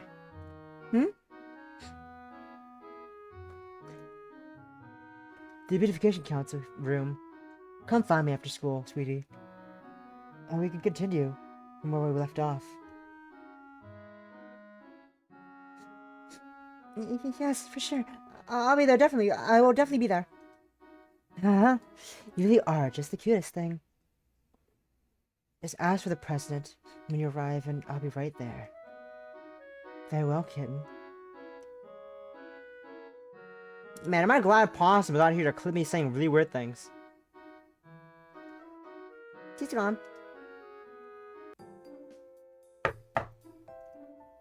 Coming. Coming. Hello there. How may I help you? Oh, puppy girl! Is this the beautification council room? Mm-hmm. Have you got a request? Come in. Actually, I'm just checking in. Oh my god, it's so soft! What's your name, dearie? What's your name, dearie? Yuki, last name. Lovely to meet you, Yuki. I'm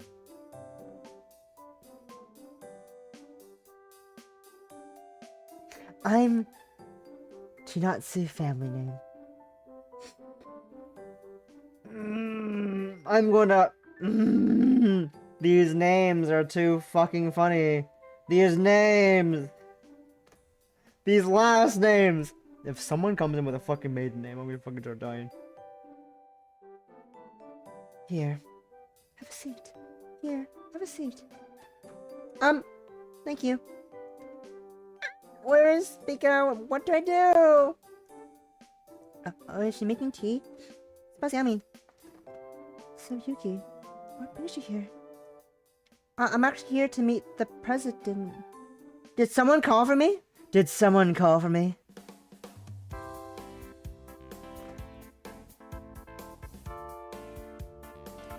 Hey, kitten. Told you I'd be right there with the call. Speaker. Speaker. That was kind of really hot. Hello, Speaker. Hello, Speaker. Hello, Speaker. Here, dearie. Have a cookie. Tea is on the table. Feel free to help yourself. Thank you. Oh, this is really good. Yummy, huh? Natsu makes the best cookies. Oh, you flatter me. But it's true. I never get tired of your baking. Oh, you and your silver tongue. Oh, you and your silver tongue. Oh, that's right. Kitten, we should totally have a cup of tea before we go. Not only does Natsu bake the best cookies, she also brews the most delicious tea. Right, yes, of course. That is a wonderful idea. Are they flirting? But they were so, no, there's no way that Chinatsu would know that Suika and I are... Sorry I'm late. Got caught up in a feud with the cooking class. They just kept insisting for an increase in their club budget. Who am I, the student council? Who am I, the student council? They really ought to use their brains once in a while instead of... Yuki? Is that you?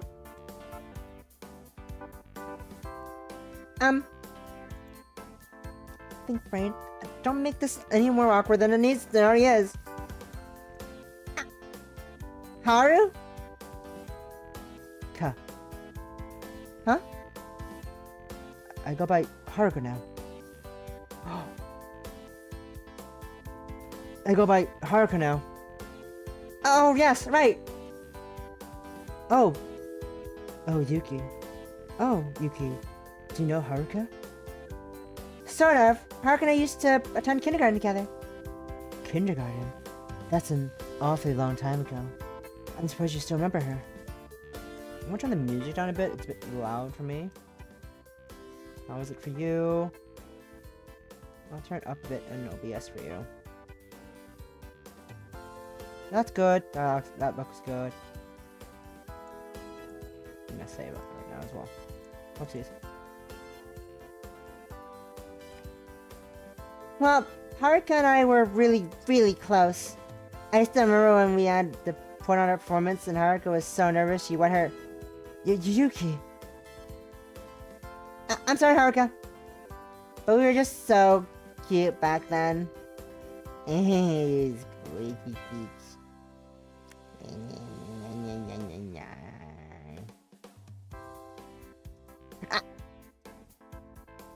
My point is, yes, we know each other. So what's Haruka's last name, pray tell?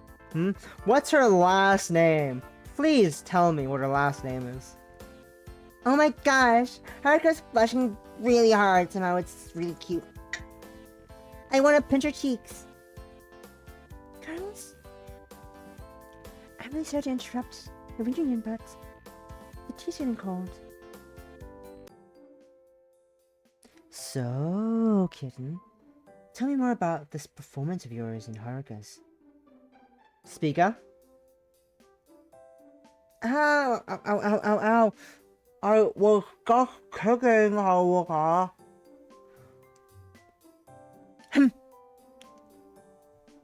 My cheeks. So, Yuki, long time no see. Yeah, it's really been a while, hasn't it? That looked really painful.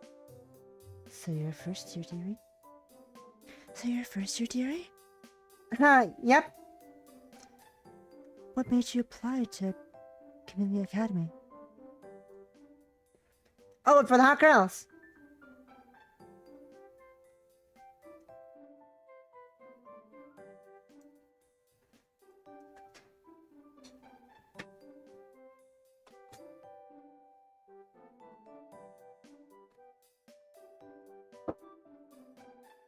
What do you mean? Isn't she just adorable? Oh, she just put her arm around me. I can breathe normally. Speak up. Stop it. You're making Yuki uncomfortable. No, it's completely fine. I'm just a little unaccustomed to it, considering we just got together today.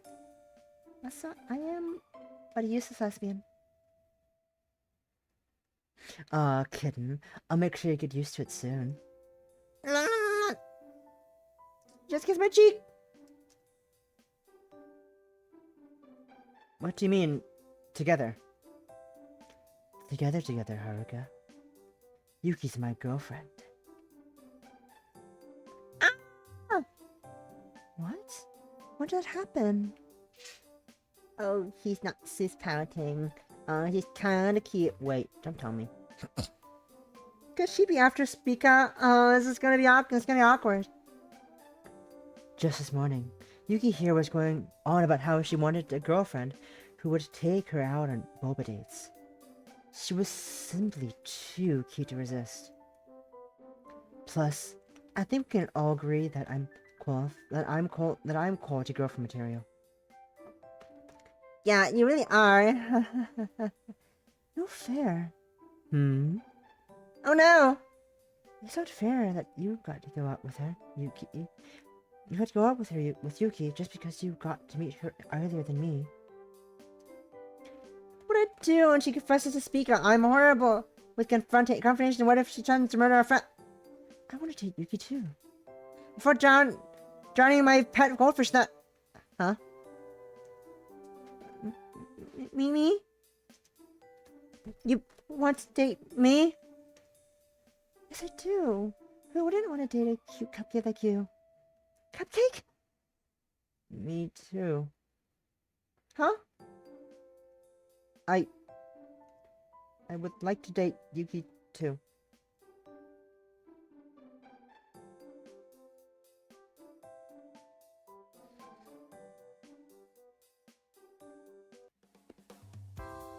Hey, you guys can't just come in and talk about seeing my girlfriend. Especially when she's right in front of me. Because I'm so annoying. So you can talk about it when you're not around? You can talk about it when you're not around? No. Why don't we let Yuki choose? Choose what? Welcome back, Possum! You just missed, Yuki being hella gay. And you also missed I wanted to pursue the mean side character. Think for that drink. Search.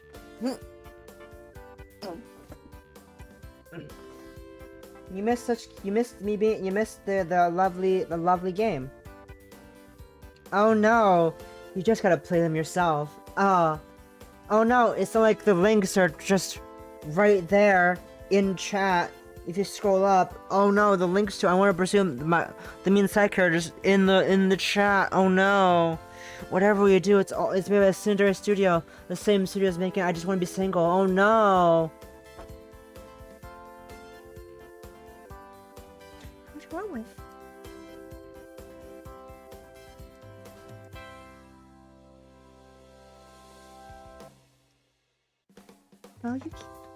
Well, Yuki, I can make you as many cakes as you like the rest of your life. Cakes? Hey, no bribing. I could get used to this. Tough talk to the one who used Yuki's desperation for her own benefit. That's not what happened at all. I was simply in the right place at the right time, wasn't I, Yuki? Yeah, sure. Wow! What is this? It feels really soft. Yuki, I've been told I get really warm hugs. It's soft and smells like sunshine. Again? But such a relaxing scent. You're not the only one who can give hugs around here, Shinatsu. Also, you missed me dying at everyone's last names. We have Yuki last name. Spica surname. And Shinatsu family name. We don't know Haruko's last name though. I'm willing to bet Haruko's last name is maiden name. I feel like it's Haruko maiden name. And I'm dying at the fucking last names just being synonyms for last name. They're just synonyms for the word last name and I'm fucking dying.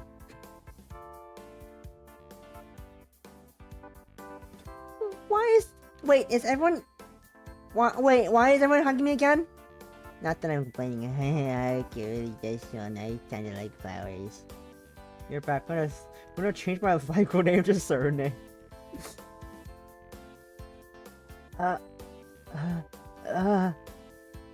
Speechless Spica? What a rare sight to behold. Usually it'd be impossible to shut her up.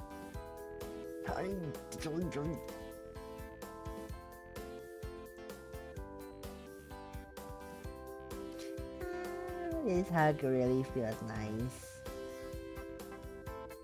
That's it. That's it. Whoa! We're gonna let Yuki decide on her own. Decide? What exactly? Who to date? I'm so sorry, kitten. But from this point on, we are no longer girlfriends. Wait, huh? What's going on?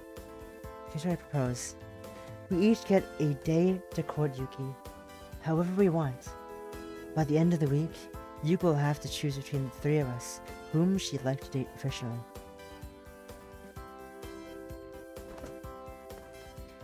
Sounds good to me. I see no problem with that. Then it's been decided. Let's call it Yuki's palpitating, passionate phenomenon, and quite frankly, perfect quest for a hot girlfriend.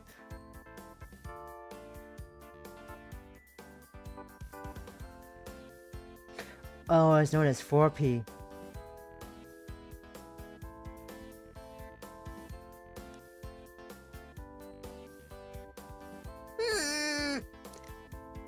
I like the alliteration. I think it's cute. And Yuki? Yeah.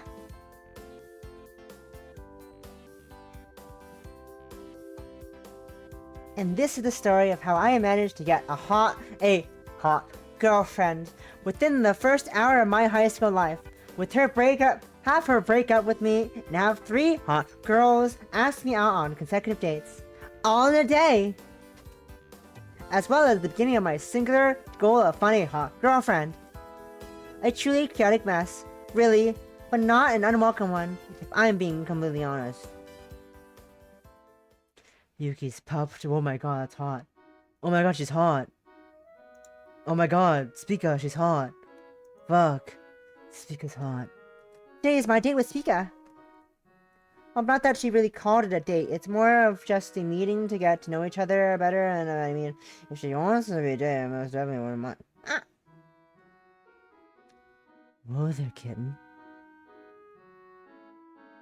Looks like you fell for me. Once again. Nice.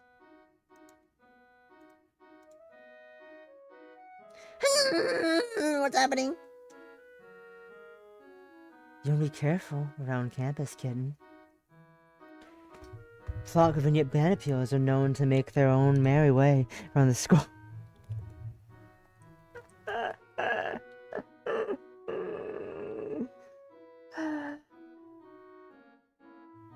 Although, it did allow me to hold your adorable self in my arms. So I'm not exactly playing here. Okay, yep, this is what Atman feels like. This is what eternity feels like. Well, down you go, kitten. As much as I would love to have you in my arms for the rest of eternity, it would be inconvenient for both my arms to be out of service for our date today. Alright, of course. Wait, did you say date? Of course, kitten. Or did you prefer... would you perhaps not consider our outing today to be a date? Oh, no, it's not what I meant at all. I just wasn't sure if you'd consider it a date, that's all.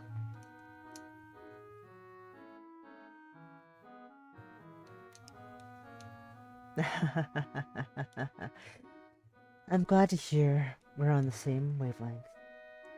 Well then, shall we begin our date? I'll have you know, I periodically am also doing poses along with Spica, which is very funny. Yes.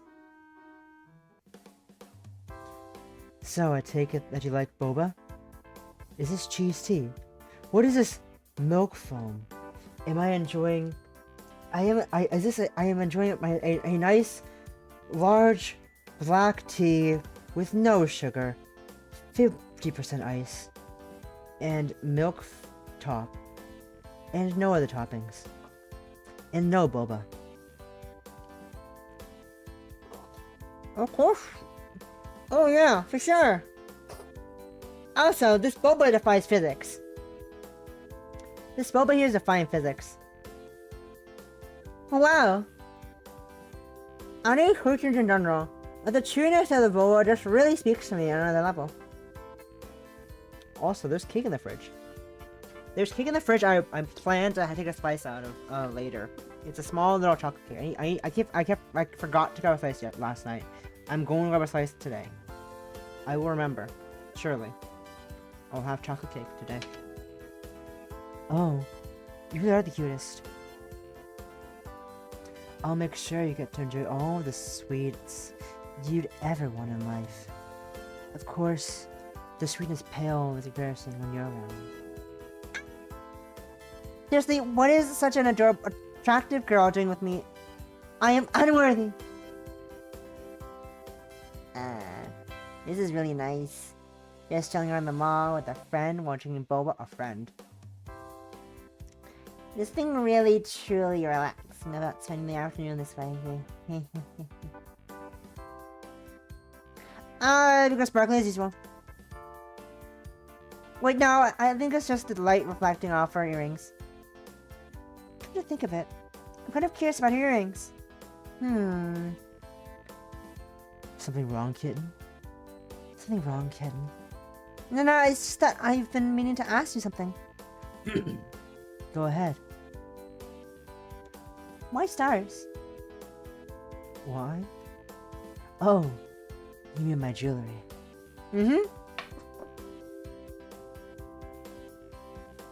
Are you a jewelry woman, kitten? Not really. I mean, I think they're really shiny and pretty. Wait, was that a reference to... I'm just messing... Was that a reference to what? What's it a reference to? I want to know! I say as I don't Google, as I proceed to play the game, not Google anything up. I'm just messing with you. But if you want to know the truth behind the earrings, you gotta listen to my sappy Dragon's backstory first. Sappy?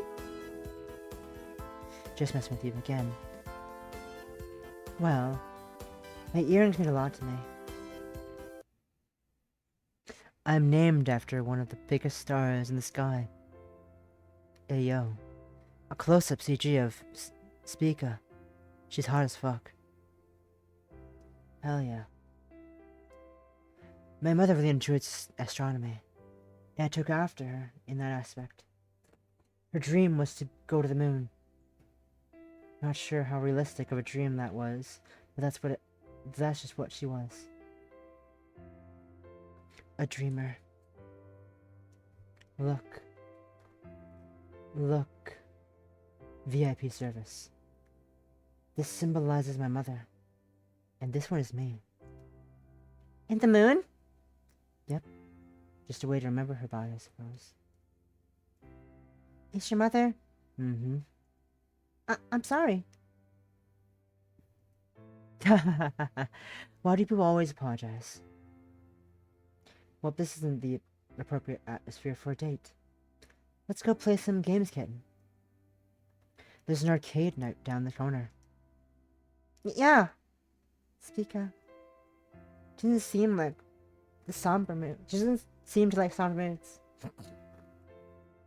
I feel bad for bringing up such a topic, but she seemed so wistful in that moment. It made her seem much more real in contrast to her usual flamboyant character. Somehow this makes me want to know her true self better. We have candy. Sorry. I'm trying to... I want to see if there's candy real quick. I want candy.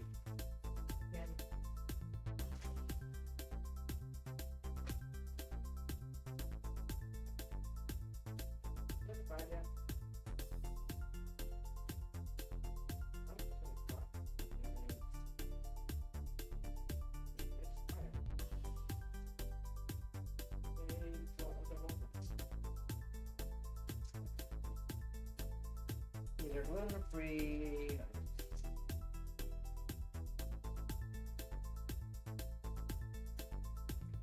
These have been sitting here for a while. No one opened them yet, so I'm gonna open them and have some gummy bears on here. Sorry.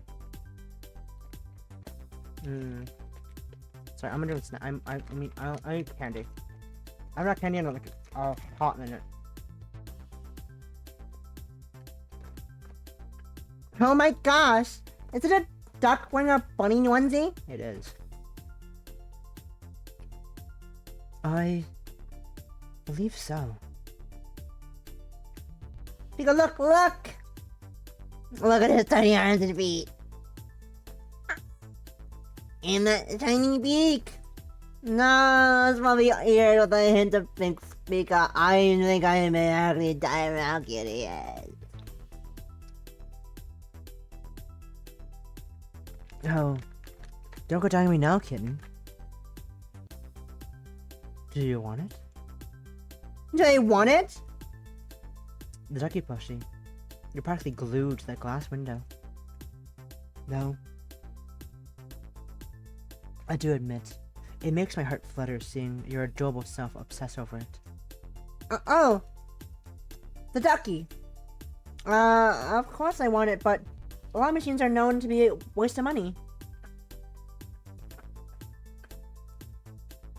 That's alright though. I'm sure I can find it somewhere else. I doubt it'll be that rare in our... Allow me to get it for you. I mean... Huh? Wait. Where's you going? Oh no. Exchanging cash for tokens. Pika, come back! Claw machines are rigged! I'm sorry! There we go, kitten. 5 tokens should be more than enough. Just 5? Because clearly... Because completely fine, claw machines are mostly... Spiga! It's completely fine! Claw machines are mostly rigged anyway! Plus, even if they weren't, I doubt you'd be able to get this in 5 tries, ha ha ha ha. Although, after a grim round of failed attempts, employers do take pity on you and give you a hand. One time I spent nearly an entire hour trying to get a bunny in. I got so heated, everyone in the arcade ended up crowding around me and cheering me on. I still don't manage to get the bunny.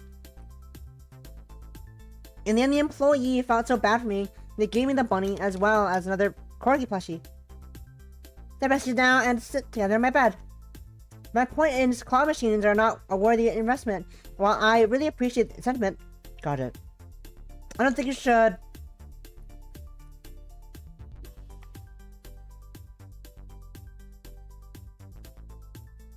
Here you go, kitten.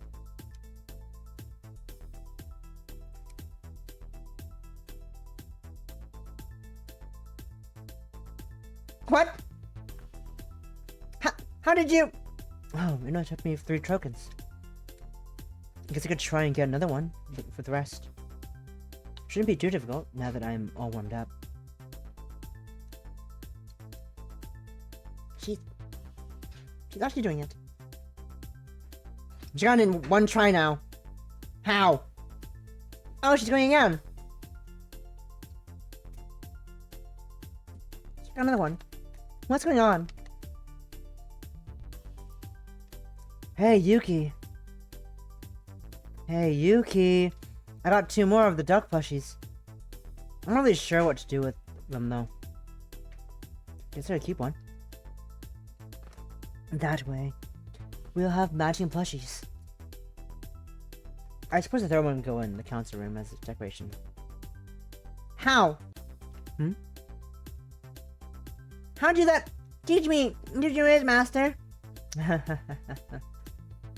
Well, they don't call me the queen of claw machines for nothing. Completely understandable based on what she did. 5 tokens. Do you like the plushie? Oh, yes! It's so fluffy, I could die. What's your name, Minspika? Name? Yeah, every plushie needs a name. Don't tell me. You don't name your plushies? Well, I don't really have plushies to name. This duck's probably my first one, actually. No way! That just won't do. Listen up. My duck will be called, Albert. Albert? It just felt right, you know? That's how I name all my plushies. The name just comes naturally to me. Is that so? Don't name my duck Snow. Is there any meaning behind it? Well, it kind of resembles you, doesn't it?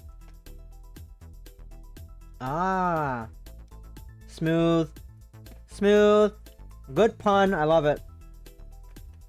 I need it after you, kitten. Good pun, good pun.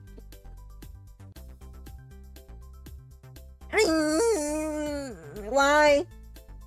So I'll never forget the moment a pink-haired cutie taught me that all plushies have to be named. So I owe a future plushie will have a name, courtesy of you, kitten. I'm glad. As for the third, let's leave that honor to Natsuru Haruka. Mm-hmm. We spent the rest of the afternoon strolling around the mall, sipping our drinks and enjoying each other's company.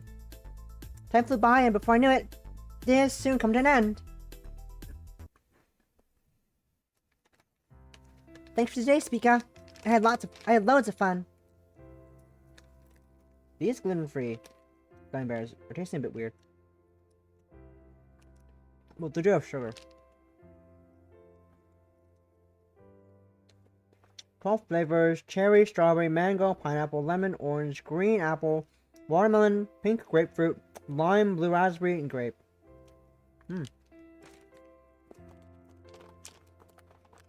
I need to be careful not to just eat these all myself. I need to be very careful not to do that. I want a purple though. It's grape, probably. Yeah.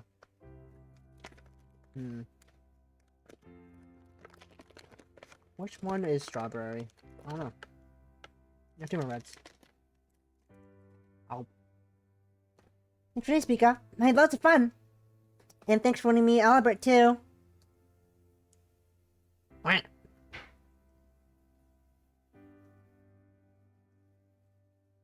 Well, I should get going.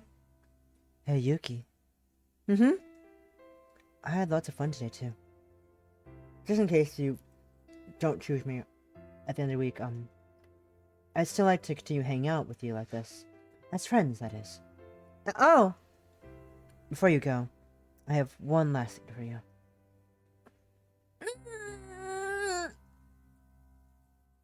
Well, toodles. Did you just kiss me? Okay. Deep breath, Yuki. Deep breath!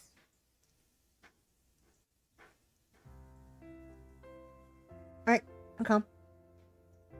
Just in case I didn't choose her, huh.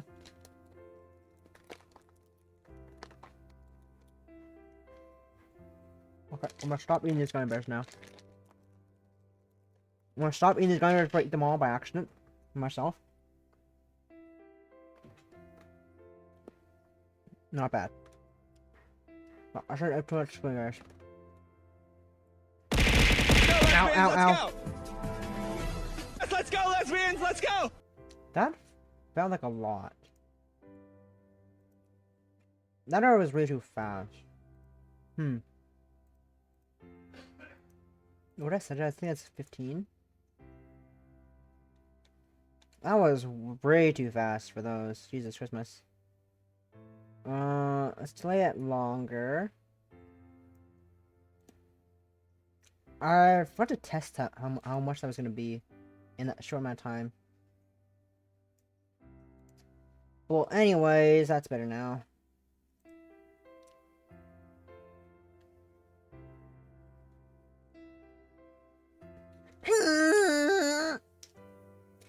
Now is not the time to start thinking stuff like that.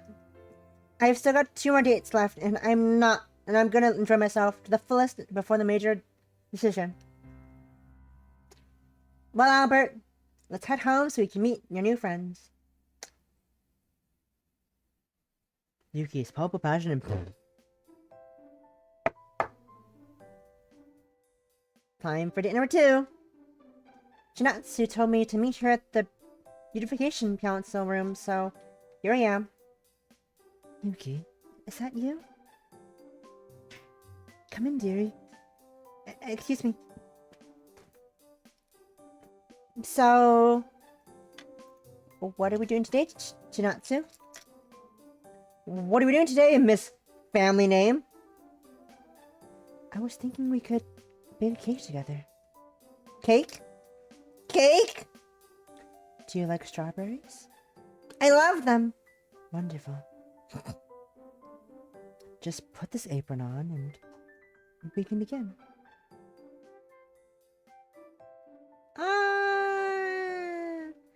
Tats and I put on our aprons and got to work. With the help of her guidance, we managed to get batter done and in the oven in no time. A baby. A soft little baby. Let's take a short break while the cakes bake. We can work on the icing when they're cooling. Sure. Take a seat on the couch. I'll make some tea for us. Thank you. This couch is soft. Here you go, dearie. Thanks. That was fast. So, how was it with Speaker yesterday? Well, are you alright? Yeah, just choked on the tea. How embarrassing. Careful now. The tea is still hot. I will. Although I choked on the unreflected question instead. It was great. We had boba and went to an arcade. Oh, speaking of which, did Speaker bring a ducky plushie today? Now that you mention it. Here it is. Did you learn this from a claw machine? Yep. She's really good at them. Ah, yes. The queen of the claw machines. I wonder how she does that with so much ease. I know, right? She's a complete natural at it. Anyway, let's name him. Him? The plushie! This one's for the room. We were thinking of using him as decoration. And he could just be our fluffy friend. A fluffy friend. I love it. What about Lemon? Cute! But why lemon? Well, it's the tea we drink most often here. I see. But why does this duck have a rabbit ears? Oh, he's wearing a rabbit onesie. Bunny onesie. Don't you think that makes him 1,000 times cuter? I think rabbit ears would make you 1,000 times cuter. Although you're already pretty cute as is. A direct attack on my heart. That reminds me. Where's she going? Is that a box? Not just any box. It's our time capsule. But it's supposed to be. The speaker just can't stop herself from opening it every month or so. Take a look. Are you sure I can open this? It seems pretty important. But the property value has really decreased thanks to a certain redhead. So feel free to go through it. Speaker. Well then, please excuse me. Are those bunny ears? Mm-hmm. Oh, check them out. We're just gonna... There we go. She put them on me!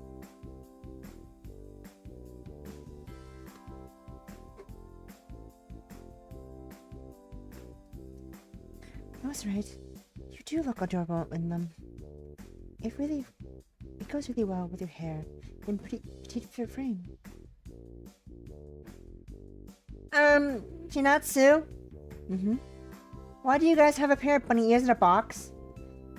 Something tells me that Speaker had a party to play with this. Oh, that was the first thing Speaker brought with our budget after becoming president. She thought it'd be funny. The student council was not happy when they found out, but it was pretty entertaining nonetheless. I knew it! Yuki, say cheese. Huh? Shinatsu, did you just take a picture of me? Yep. You can add this to our collection. Collection? we had a photo set here. It's just the three of us wearing the bunny ears. To be acclaimed that every member of the Beautification Council has to take part in the so-called tradition. This year, you'll be part of this. Spica is really enjoying herself, and Haruka looks so embarrassed. Natsu looks so huggable. Wait, what did you just say? A part of this? The Beautification Council. I don't think we've ever discussed the topic of joining.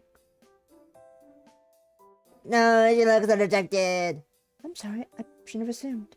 It's just that I was so excited about getting a new member and baking cakes with you. Oh no, I feel really bad. But, we've never discussed the topic of me not joining either. Ha ha ha ha ha ha. Does that mean you'll join us? Sure. Wonderful, I'm so happy. Oh, that's the oven.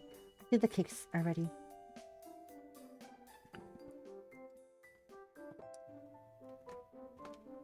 Why do I feel like I just got tricked?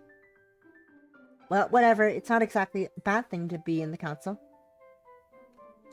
With 3 hot girls.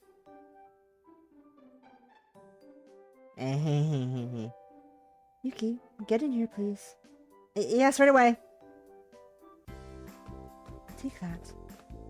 Ah! Icing on my cheek is a good... Icing on your cheek is a good look for you, dearie. Weren't we in the middle of preparing icing for the cakes? How do we end up getting into an icing fight? Natsu has icing all over her braids. Cursing me, and she's very obviously not a fan of that look. Aha! That's that. How do you like that? My. If you were curious about how my lips feel, you could have just asked. I'm not against a kiss, you know. Huh?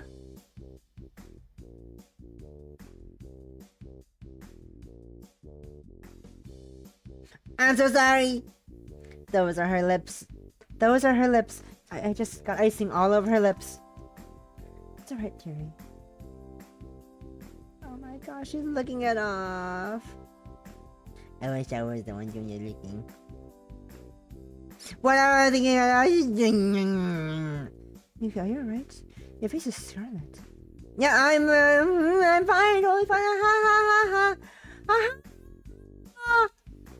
Geez, your face is so hot. It's gonna melt the icing right off. That would be a waste, wouldn't it? Sweetie? Sweet!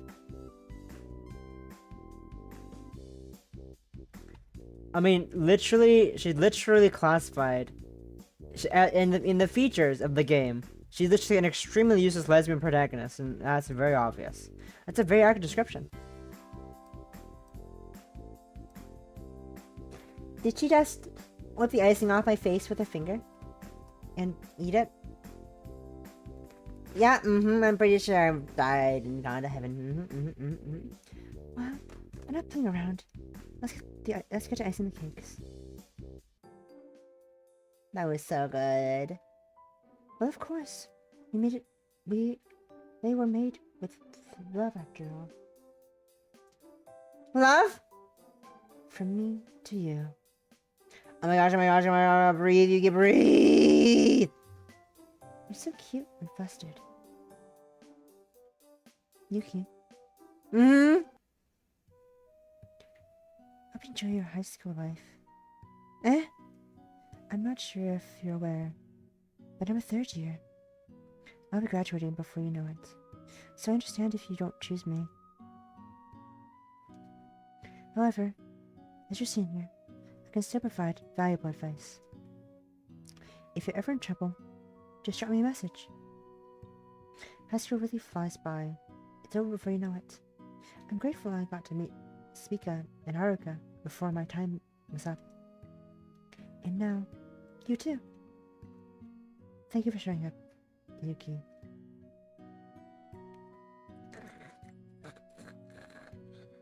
Oh! She fell asleep. I had a feeling. To Natsu. You probably won't hear this, but I'm glad I got to meet you too. And I think I understand why you were so adamant on joining the beautification club now. Council now. Thank you. Aww. Is Yuki last name in class? It's Haruka, no last name. It's Haruka, no last name here. Is Yuki last name in class? Haruka? What are you doing here? Isn't it lunchtime now? I was wondering if you'd like to join me for lunch.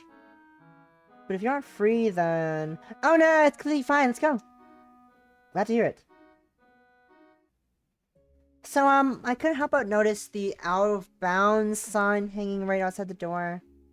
Are you sure we're allowed to be here? I've got a copy of the key to the roof. Is that allowed? We borrowed it from the student council once for an event. Speaker made a replica before returning it. Don't go around telling people though.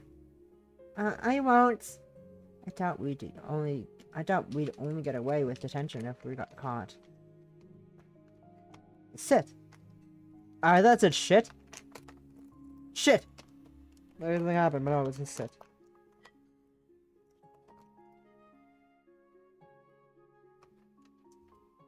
Oh right.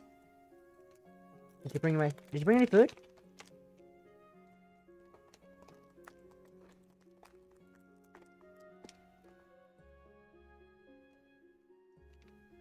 Please excuse me while I run to the cafeteria real quick. Wait, don't go. Wait, don't get up. Hmm? I kinda expected that. What the heck am I hearing from Tomo?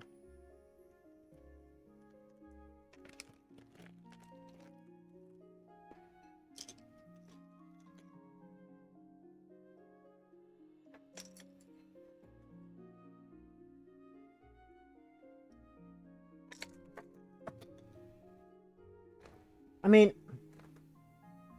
I sprung this upon you without any prior notice. I'm not at fault here. I, brought some food. For us to share. Oh! You mean you made food for us to share? Well, thank you for the food. She's so cute when she blushes. Ah, my cheeks. Here, help yourself. Are those...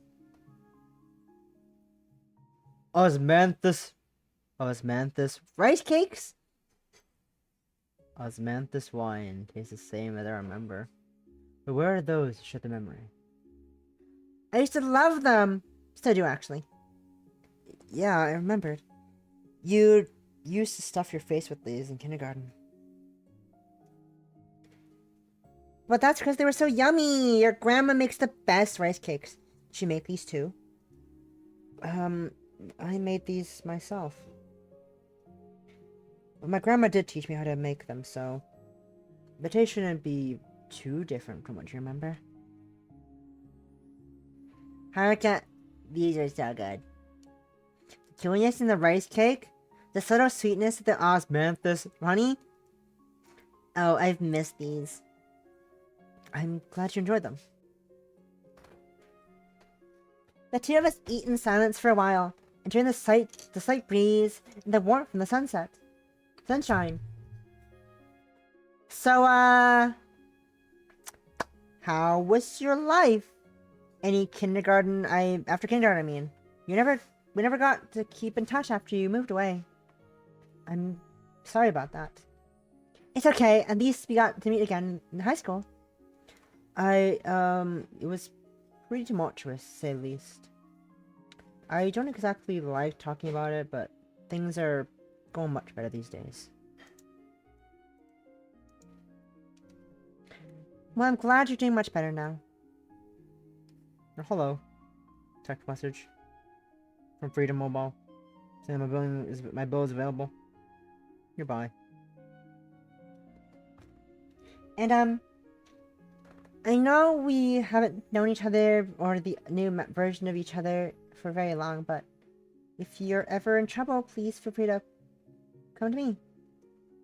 I doubt I'll be able to do anything useful, but I can provide a listening ear. Or plushies to cuddle. I think you're pretty amazing yourself. Oh! Thanks for offering. You really haven't changed. I haven't? No. Remember how I used to be really afraid of insects? Them, her. Mm-hmm. We were having a walk in a nearby park, and all the other kids were fooling around, catching butterflies, and we're playing tag. But I cowered in the corner because I was afraid of the butterflies. Butterflies! Can you believe that? I guess you noticed or something because he came over and decided to talk to me. Remember what you did when you discovered I was afraid of butterflies? No? What did I do? You gave me a rock. Although you called it a magical stone and told me that it would keep away all the evil buggies. It would... Hey boy, all the evil buggies away from you. I did that? Did you what? Are you embarrassed? I wouldn't be after hearing that. Magical stone? He's at me right now. But that's just like you, isn't it? It is? Knowing just what to say to make others feel better. Or maybe it's just me. Either way, your presence put me at ease. Ah, that's really sweet of you. I'm glad I got to meet you again. Me too, Haruka. Hey, would you like to come to the park with me after school? The one we used to play at as kids. Oh, that park!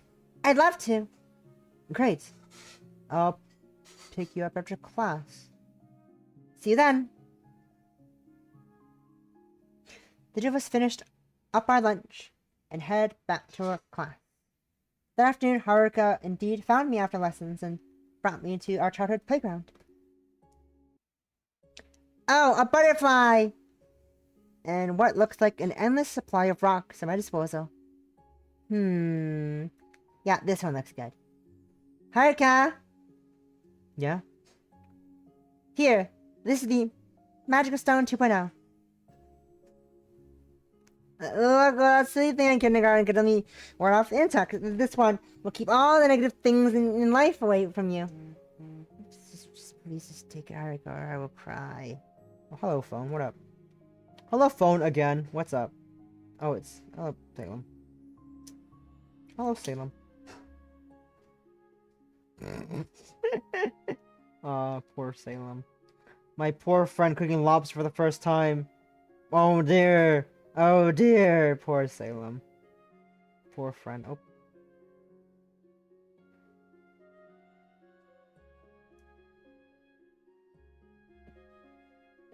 My poor friend. My poor friend making lobster for the first time. Dear me.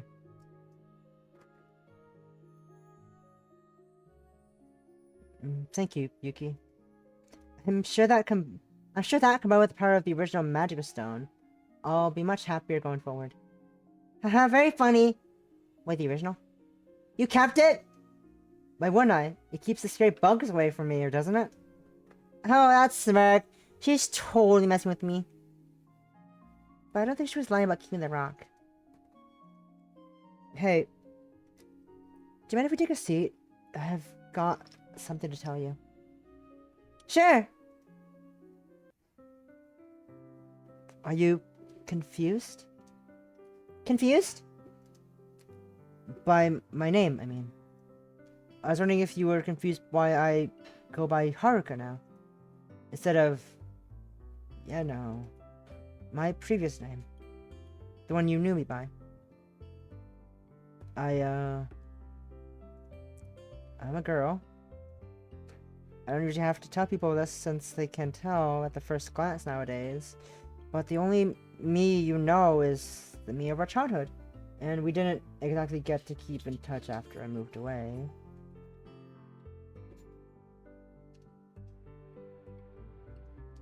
I guess I just felt like I owed you an explanation. Since, you know...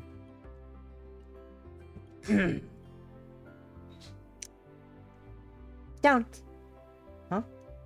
Please don't feel like you owe me an explanation. Haruka is Haruka. I love you no matter what. I'll love you no matter what. Wait, I mean, but I'm... Thank you, Yuki. Oh my gosh, my face is so on fire. What just happened? Thank you too. For the kiss? No, I mean, I liked it, but I wanted to thank you for... Are you making fun of me again? You're too easy, Yuki. Ah, she's cute when she does that too. I wanted to thank you for telling me everything. It probably took you a lot of courage to do that. And I'm just really thankful for you to trust me enough to tell me that. All this.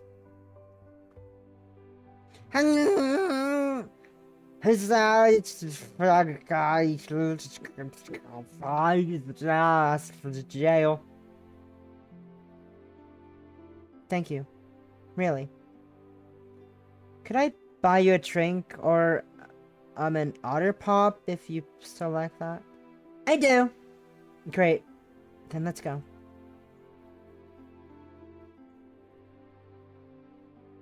Yuki? I have a tender request. What is it? Would you please let me paint your cheeks?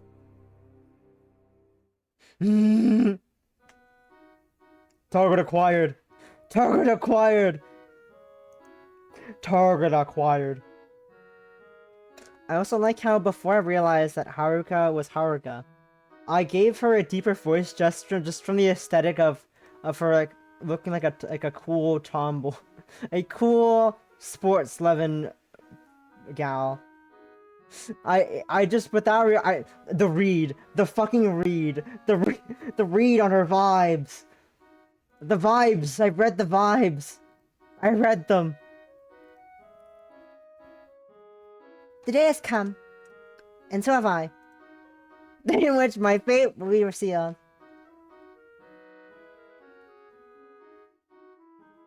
I'm making this a bigger deal than it has to be, aren't I? What do I do? Well, I guess there's no avoiding it. I just gotta do it. Oh gosh, I can't do it. Thank you for the hydrate, Possum. Let's stretch. Oh, I know. I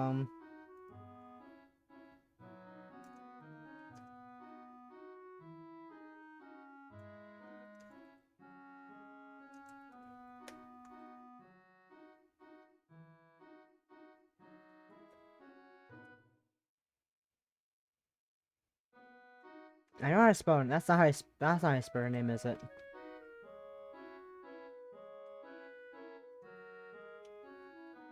No, I misspelled her name. That's what they want. This is what there's an I in her name.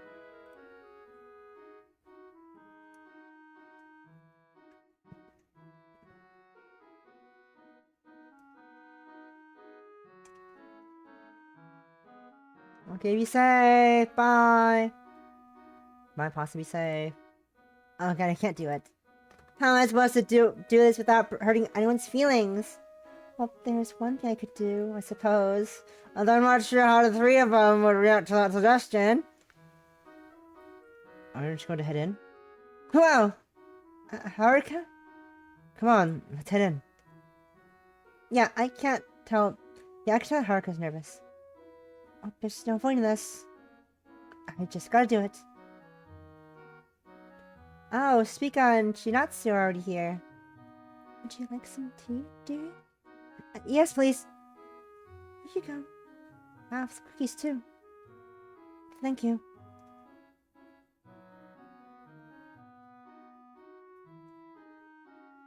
Ahem.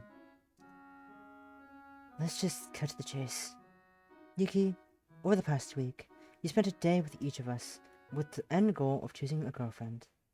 Well, there's no use avoiding the question, so let's just get it over with and done with. Yuki, which one of us will you date? Will you choose? In the end, a choice has to be made. Spica, Natsu, and Haruka. The one for me will be... Where's the all of them option? Where's the all of them option? Where's the all option, I like the all option. There are 5 endings. Where's the all option, Where's the all? I want them all, please.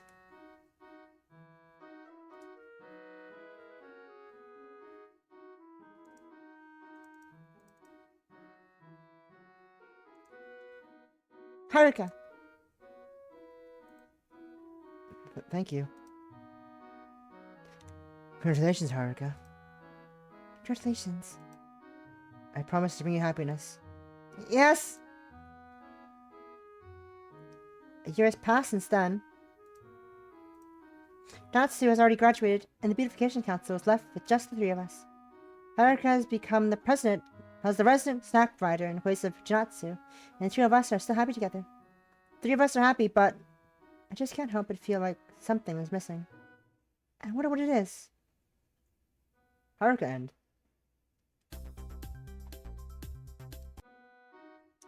I'm gonna quickly speed through.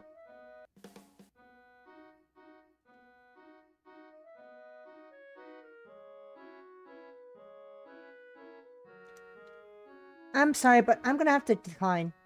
It's not going too fast for me. So, is that so? A true shame indeed. Well, we met a kitten. The 2 of us walk in awkward silence for a while. It seems that we've reached our destination. Right. Farewell, kitten. I hope to see her on campus. She's gone. And she was kind of hot, too. Oh well, I'm sure I'll be able to find another... Before you can complete her sentence, she tripped over a conveniently placed banana peel, falling tragically on the head, inducing a coma. Before splitting, something else you pondered for what could have been that she had said yes to Spica's request. Banana end. Wow, the banana ending. Marvelous.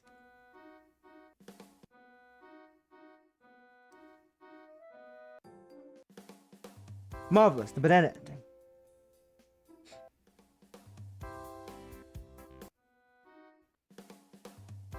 I'm gonna quickly get the end endings quick parts. It's really quick. It's real quick and easy. Might as well get the other endings real quick.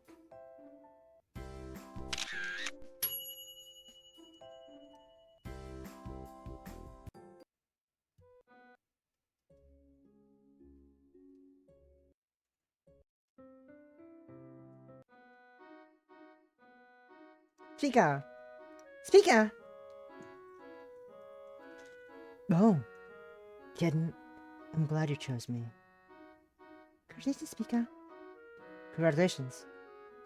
Now let's go forth on our next boba date, whilst adding on to our ever-growing family of plushies. Yes! A year has passed since then. Natsu has already graduated, and the beautification club is left with just the 3 of us. Spica and I are still happy together, and Haruka has become the resident snack provider in place of Natsu. 3 of us are happy, but I just can't help but feel like something's missing. I wonder what it is. Spica end. We skip through real quick.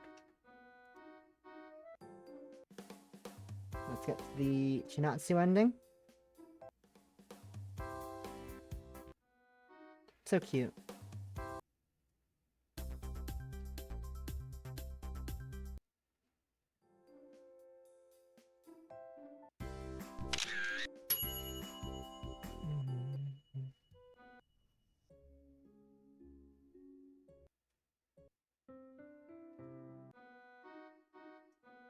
And Chinatsu?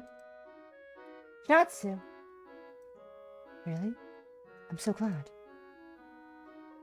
Congratulations, Natsu. Congratulations, Natsu. Congratulations. I'll bake you as many cakes as you'd like at this point onwards, my love. Yes! Years passed since then. Natsu has already graduated. We are now in a long-distance relationship. Constant's tiring, and as much as I would like to see her, she's simply too far away for frequent visits. Beautification Club is left with Spica, Haruka, and I. 3 of us are happy, but I just can't help but feel like there's something missing. I wonder what it is. Natsu ending. I wonder what's missing.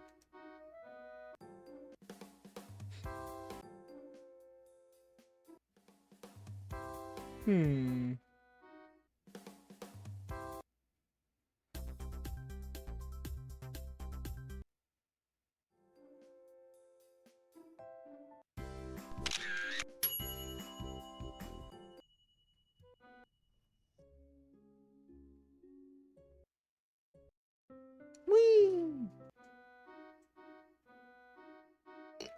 I can't choose after all. Here, this is what I'm looking for. I can't choose after all. I can't do it. What do you mean, kitten?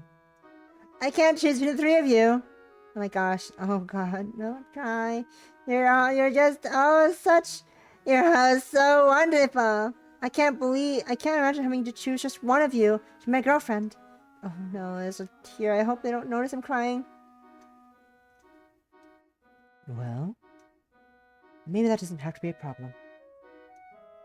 Doesn't have to be a problem? What do you mean by that? What if we all got into a relationship with one another? I mean, only if you were all comfortable with that idea. Yuki is absolutely adorable, and I would love to be in a relationship with her. But I also think Natsu and Haruka each have their own charms that make them cute too. And I love cute girls. Well, I don't see a problem with that. Yuki means a lot to me, but so do you guys.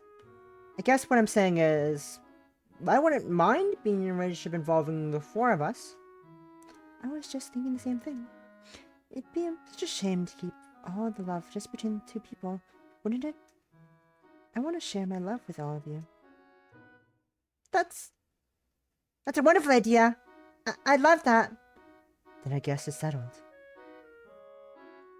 And hence came the end of Yuki's palpitating, passionate, phenomenal, and quite frankly, potentially potent quest for a girlfriend. A story of how I managed to get a girlfriend within the first hour of my high school life, have a breakup with me, and have 3 hot girlfriends ask me on consecutive dates, only to end up dating all 3 of them all in a week. That was a real lengthy sentence, sorry about that. But the point is, I've only achieved my goal of getting a hot girlfriend. I've also surpassed it by getting 3 loving and also very hot girlfriends. Truly a chaotic mess. Most definitely not unwelcome. Yuki's palpitating. Passion. You're hopeless at this. Don't be mean. Speak out, why don't you let me do it? You too, kitten. You know, you're hopeless at technology. I can't believe you can't do anything that as simple as connecting to a video call. Shh, I've been spending too much time with Haruka. I can't remember when... I still remember when you blushed every single time. I'm sorry. Here's a kiss. They grow up so fast. Having fun over there? Natsu. Hi, Natsu. Hi, Yuki. How's college? Tiring, but I'm recharging just by looking at your cute faces. A year's passed since then. Natsu has already graduated, and the Beautification Club is left with just 3 of us. Haruka has become the resident snack provider in place of Natsu, and Speaker is still the usual energetic self. We video call Natsu whenever we have the chance, and update each other on what's going on with our lives. What's your next break? When's your next break? Let's see. I can probably get some time off next month. That's quite some time away. Looks like someone missed Natsu. So lucky you don't. Hey, don't start bickering now. How would you guys like to visit my campus then? I can show you guys around. That sounds great. Oh! Haruka! You're interested in Natsu school, right? Mm-hmm. This would be a perfect chance to get... This is a perfect chance for you to get a tour. Then it's settled. We're visiting you next month at your place, Natsu. Can't wait. But enough about me. How are you things over on your side? We spend some time updating Natsu on what she's missed. Oh, Spica, you never change. It's hardly my fault. Yuki usually stops me from getting things out of hand, as she puts it. But she didn't even bother this time. Well, yeah, it gets tiring being your impulse control all the time. Yuki, you've definitely been spending too much time with Haruka. I'm taking you out for boba later, without her. Boba? Moba? Yuki, you're drooling. And Spica, I fear for what it would be like if Yuki were to spend too much time with you instead. We'd have twice the amount of fun, of course. You'd have twice the amount of fun, of course. More like twice the amount of cleanup to take care of. Have you already forgotten the trouble you got us into last week? Like I said, it was hardly my fault. I miss you guys. I miss you guys. I miss you too, Natsu. I miss her I just miss her tea. And the fact that she protects you from trouble. That's not true. I honestly couldn't be happier with the way things have turned out. True end. Yay. Thanks for playing. You could get out of here. The game's over. You're not supposed to be there anymore. Right. Bye. Thanks again. Bye. That game contains free softwares and the number of licenses I went to years of the monster break. Wow. What a lovely little game. I don't think we have anything that is short enough. Let me just check real quick.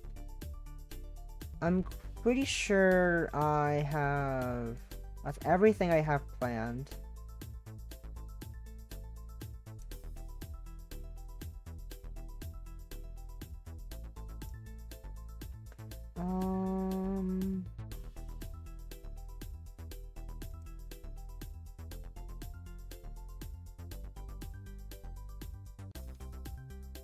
I'm pretty sure. I'm just checking. I'm trying to think of anything else I want to do before I end off this Yuri stream. But I'm pretty sure that is everything. Unless I want to do another short story. I can read us another story. Let's see. Let's check anything. I never checked if there's a... I don't think there is any, but I never checked if there was any short story in this book. I wish there isn't. Affects merchandise, UIs, guitar, staff, UNA, event CGs, Cyrus, character. Checking real quick.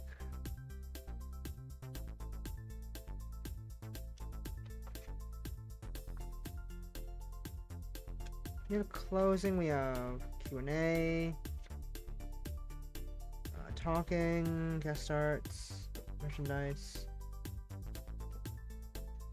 Closing, yeah, these are closings of different, oh my god, Mima. Yeah, there's nothing on this one, sadly, okay. No.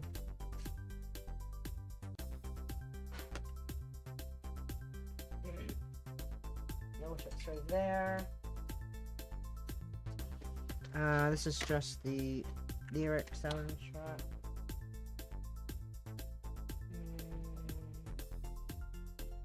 More short stories.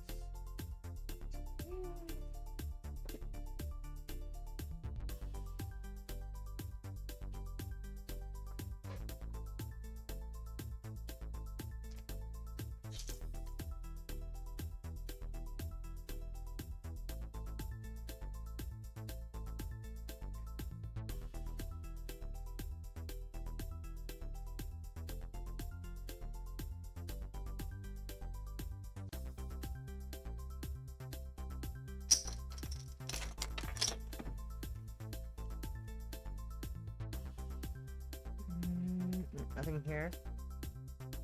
I'm doing a quick check to see if there's any stories any stories I could give us. Give us a little read through, but I don't see anything. I don't see it. Unless, let me check inside here. I don't think there's anything on this one. It's just advertising. Bauhaus. Law.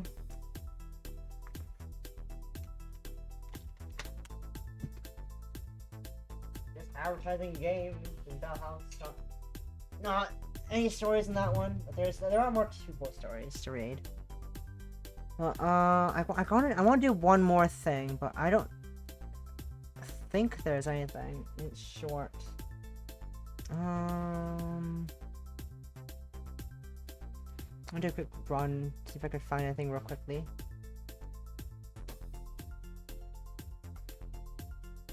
Well, odds are low that I'll find something short to finish. I don't think there's anything. I don't think I got anything, sadly. Dang. Sad. We gotta end the stream off a bit early. A bit earlier than usual. Damn. Sad.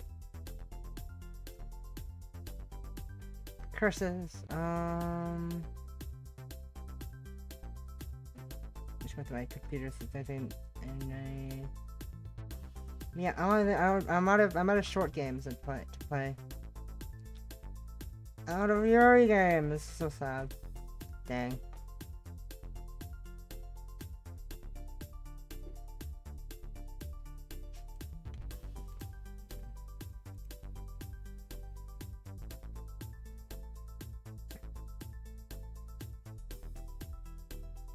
Yeah, that's it. Alright. Alright, I think that is in fact the end of stream. Ending every hour early because I'm out of Yuri to play. I didn't think I'd finish this one this early.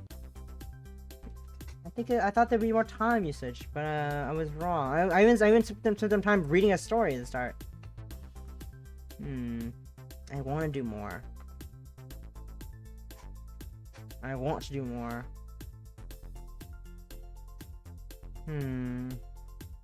I could read one more short story for us. I can read one more short story for you guys. Why not? One more short story. One more short story for us. One more short story. But I'm gonna grab some better music. I'm gonna grab some better music for this. Better music. I know there's nothing. I know there's no music right now, but I'm gonna grab me some. Right now, open this up real quick.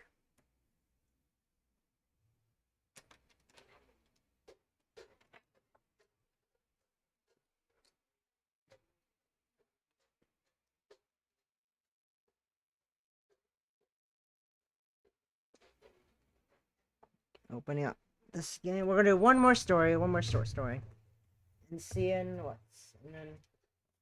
seeing how that goes.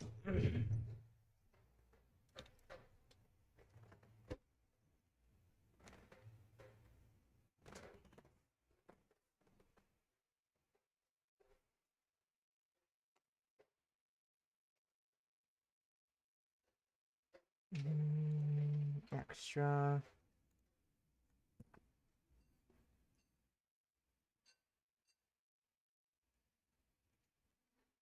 I'm gonna flip a coin and choose which one I want. What are we doing today? Coin.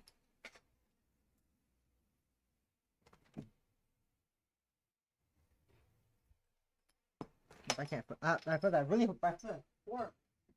Jeez, that. No, it's almost about now. Give me a second. The coin. Tails. All right. At the tails.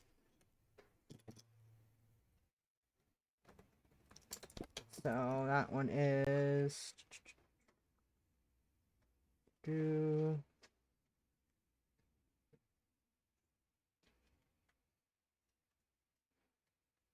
Okay.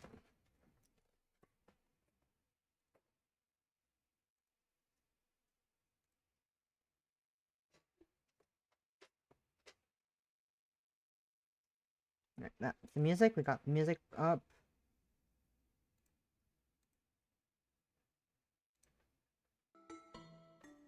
Alright. Let's start reading our story. This short story is titled Paprika.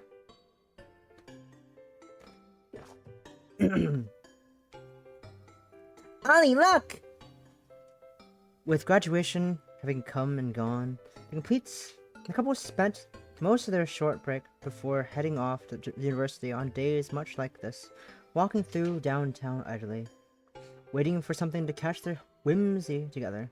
Today, that something was a pet store, and a front-facing window full of dogs waiting for a new home. I think you deserve a new dog. Only because your apartment doesn't allow pets. Only because your apartment doesn't allow pets. Caprice's pouts served well as an admission of guilt. Like all downtown distractions, it wasn't long before the two were ready to move on.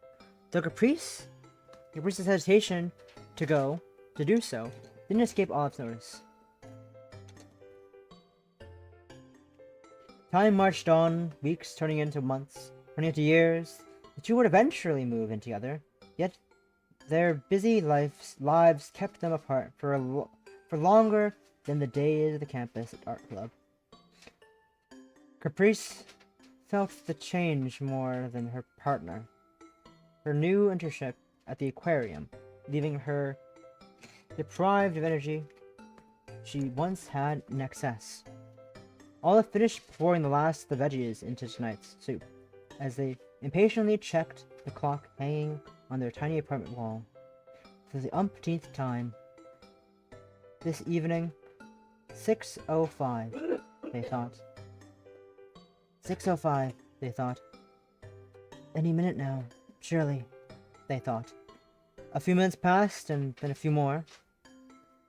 Eventually, though, Olive's anticipation was rewarded. The slam of the door. By the time they had turned around to greet their fiancé, she was already halfway to collapse on the couch. Welcome home. Just a simple soup tonight. I didn't get a chance to start dinner until a little later than usual. Hope that's okay. Sounds perfect. Thanks. Olive continued to slowly stir their meal as they grasped at small talk. They're still running you ragged over there, huh? I'll get used to it. It's just a lot to learn all at once. She finished her sentence with a loud yawn and a stretch, only barely visible from Olive's angle. I'm probably gonna head to bed early tonight, though. As was the case most nights nowadays. Olive didn't mind, usually. But tonight? Well, their protest was interrupted before it even had a chance to start by a tiny whine. The noise wasn't exceptionally audible, but it was enough to have Caprice sit up and search for its source. Her eyes peered down their hallway, instantly locking onto a very groggy, puppy-eared, fluffier than any Caprice had ever seen, and wearing a collar far too big for it, wagging its way into the room. What is... I think the word for it is dog. Unfazed by their partner's sass. Yes, sass. Caprice stayed near motionless as she watched the creature finish its journey out to greet them, tripping over its own feet a couple times in the process. Only once the puppy was close enough to spot Caprice did she slowly lower herself off the couch and onto the floor. Back at our old get-together, I asked Allison to keep an eye out for any good fits for us at her shelter. I got the call at work today, so I left a bit early to pick her up. The words barely registered to Caprice, and she kept her focus entirely on her new curiosity. She gently tapped the floor in front of her, beckoning the pup forward. While it didn't approach her, it responded to the motion positively, wagging its tail and spinning in place, as if shaking its tiredness away to replace it with pure energy. Caprice can only beam. Does she have a name? They called her Paprika. We can change. No! Paprika is perfect. Paprika is perfect. The puppy, having properly revved itself up, dashed at Caprice with the highest speed its little legs could allow. Her new owner was at the ready, scooping her into her arms without the slightest hesitation. Any fatigue Caprice may have felt before had entirely evaporated now as Paprika squirmed into her arms. We're gonna have to take a family trip downtown this weekend. Get you a whole bunch of food and let you pick out a toy. Maybe even two if you're good. Actually, waiting a couple days may be too long. Maybe we should go after work tomorrow. With the soup just about done and no longer needing the attention, Olive shifted their attention to their newly introduced family. It was a big obligation to undertake, but Caprice's reclaimed energy both made the commitment worth it, as well as filled Olive with confidence that the two of them could handle it together. Does that plan work for you, Ollie? Of course. Finalized with a smile, the two spent all evening planning their trip tomorrow, rarely sleeping a wink. Oh, they got a little dog. They got a dog all together. That's adorable. That's fucking cute. They got dog. They got a doggy together. I'm gonna sift through. I'm also reading this backwards. I'm gonna sift through. I'm also reading it backwards. I'm currently reading this fucking book backwards. Lol. I think that will be it. I could read the last one if I really wanted to, but I suppose one more. I'll keep that to myself. I'll keep the last short story to myself. If you want to read the last short story, go buy the 2-foot art book yourself. But until then, we're gonna go. Put this book away. I'm gonna put this book away, and then we're gonna go wait for my friend to finish singing this song. And then we're gonna raid them. I think. That's the house. Real quick. Book away. I'm gonna do a quick check on who is live. I think only my one friend is live right now. And that person's playing Overwatch too, but oh, who is this?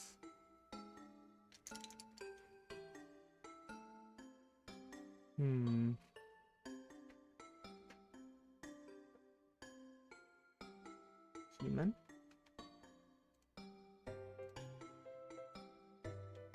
Sorry, yeah,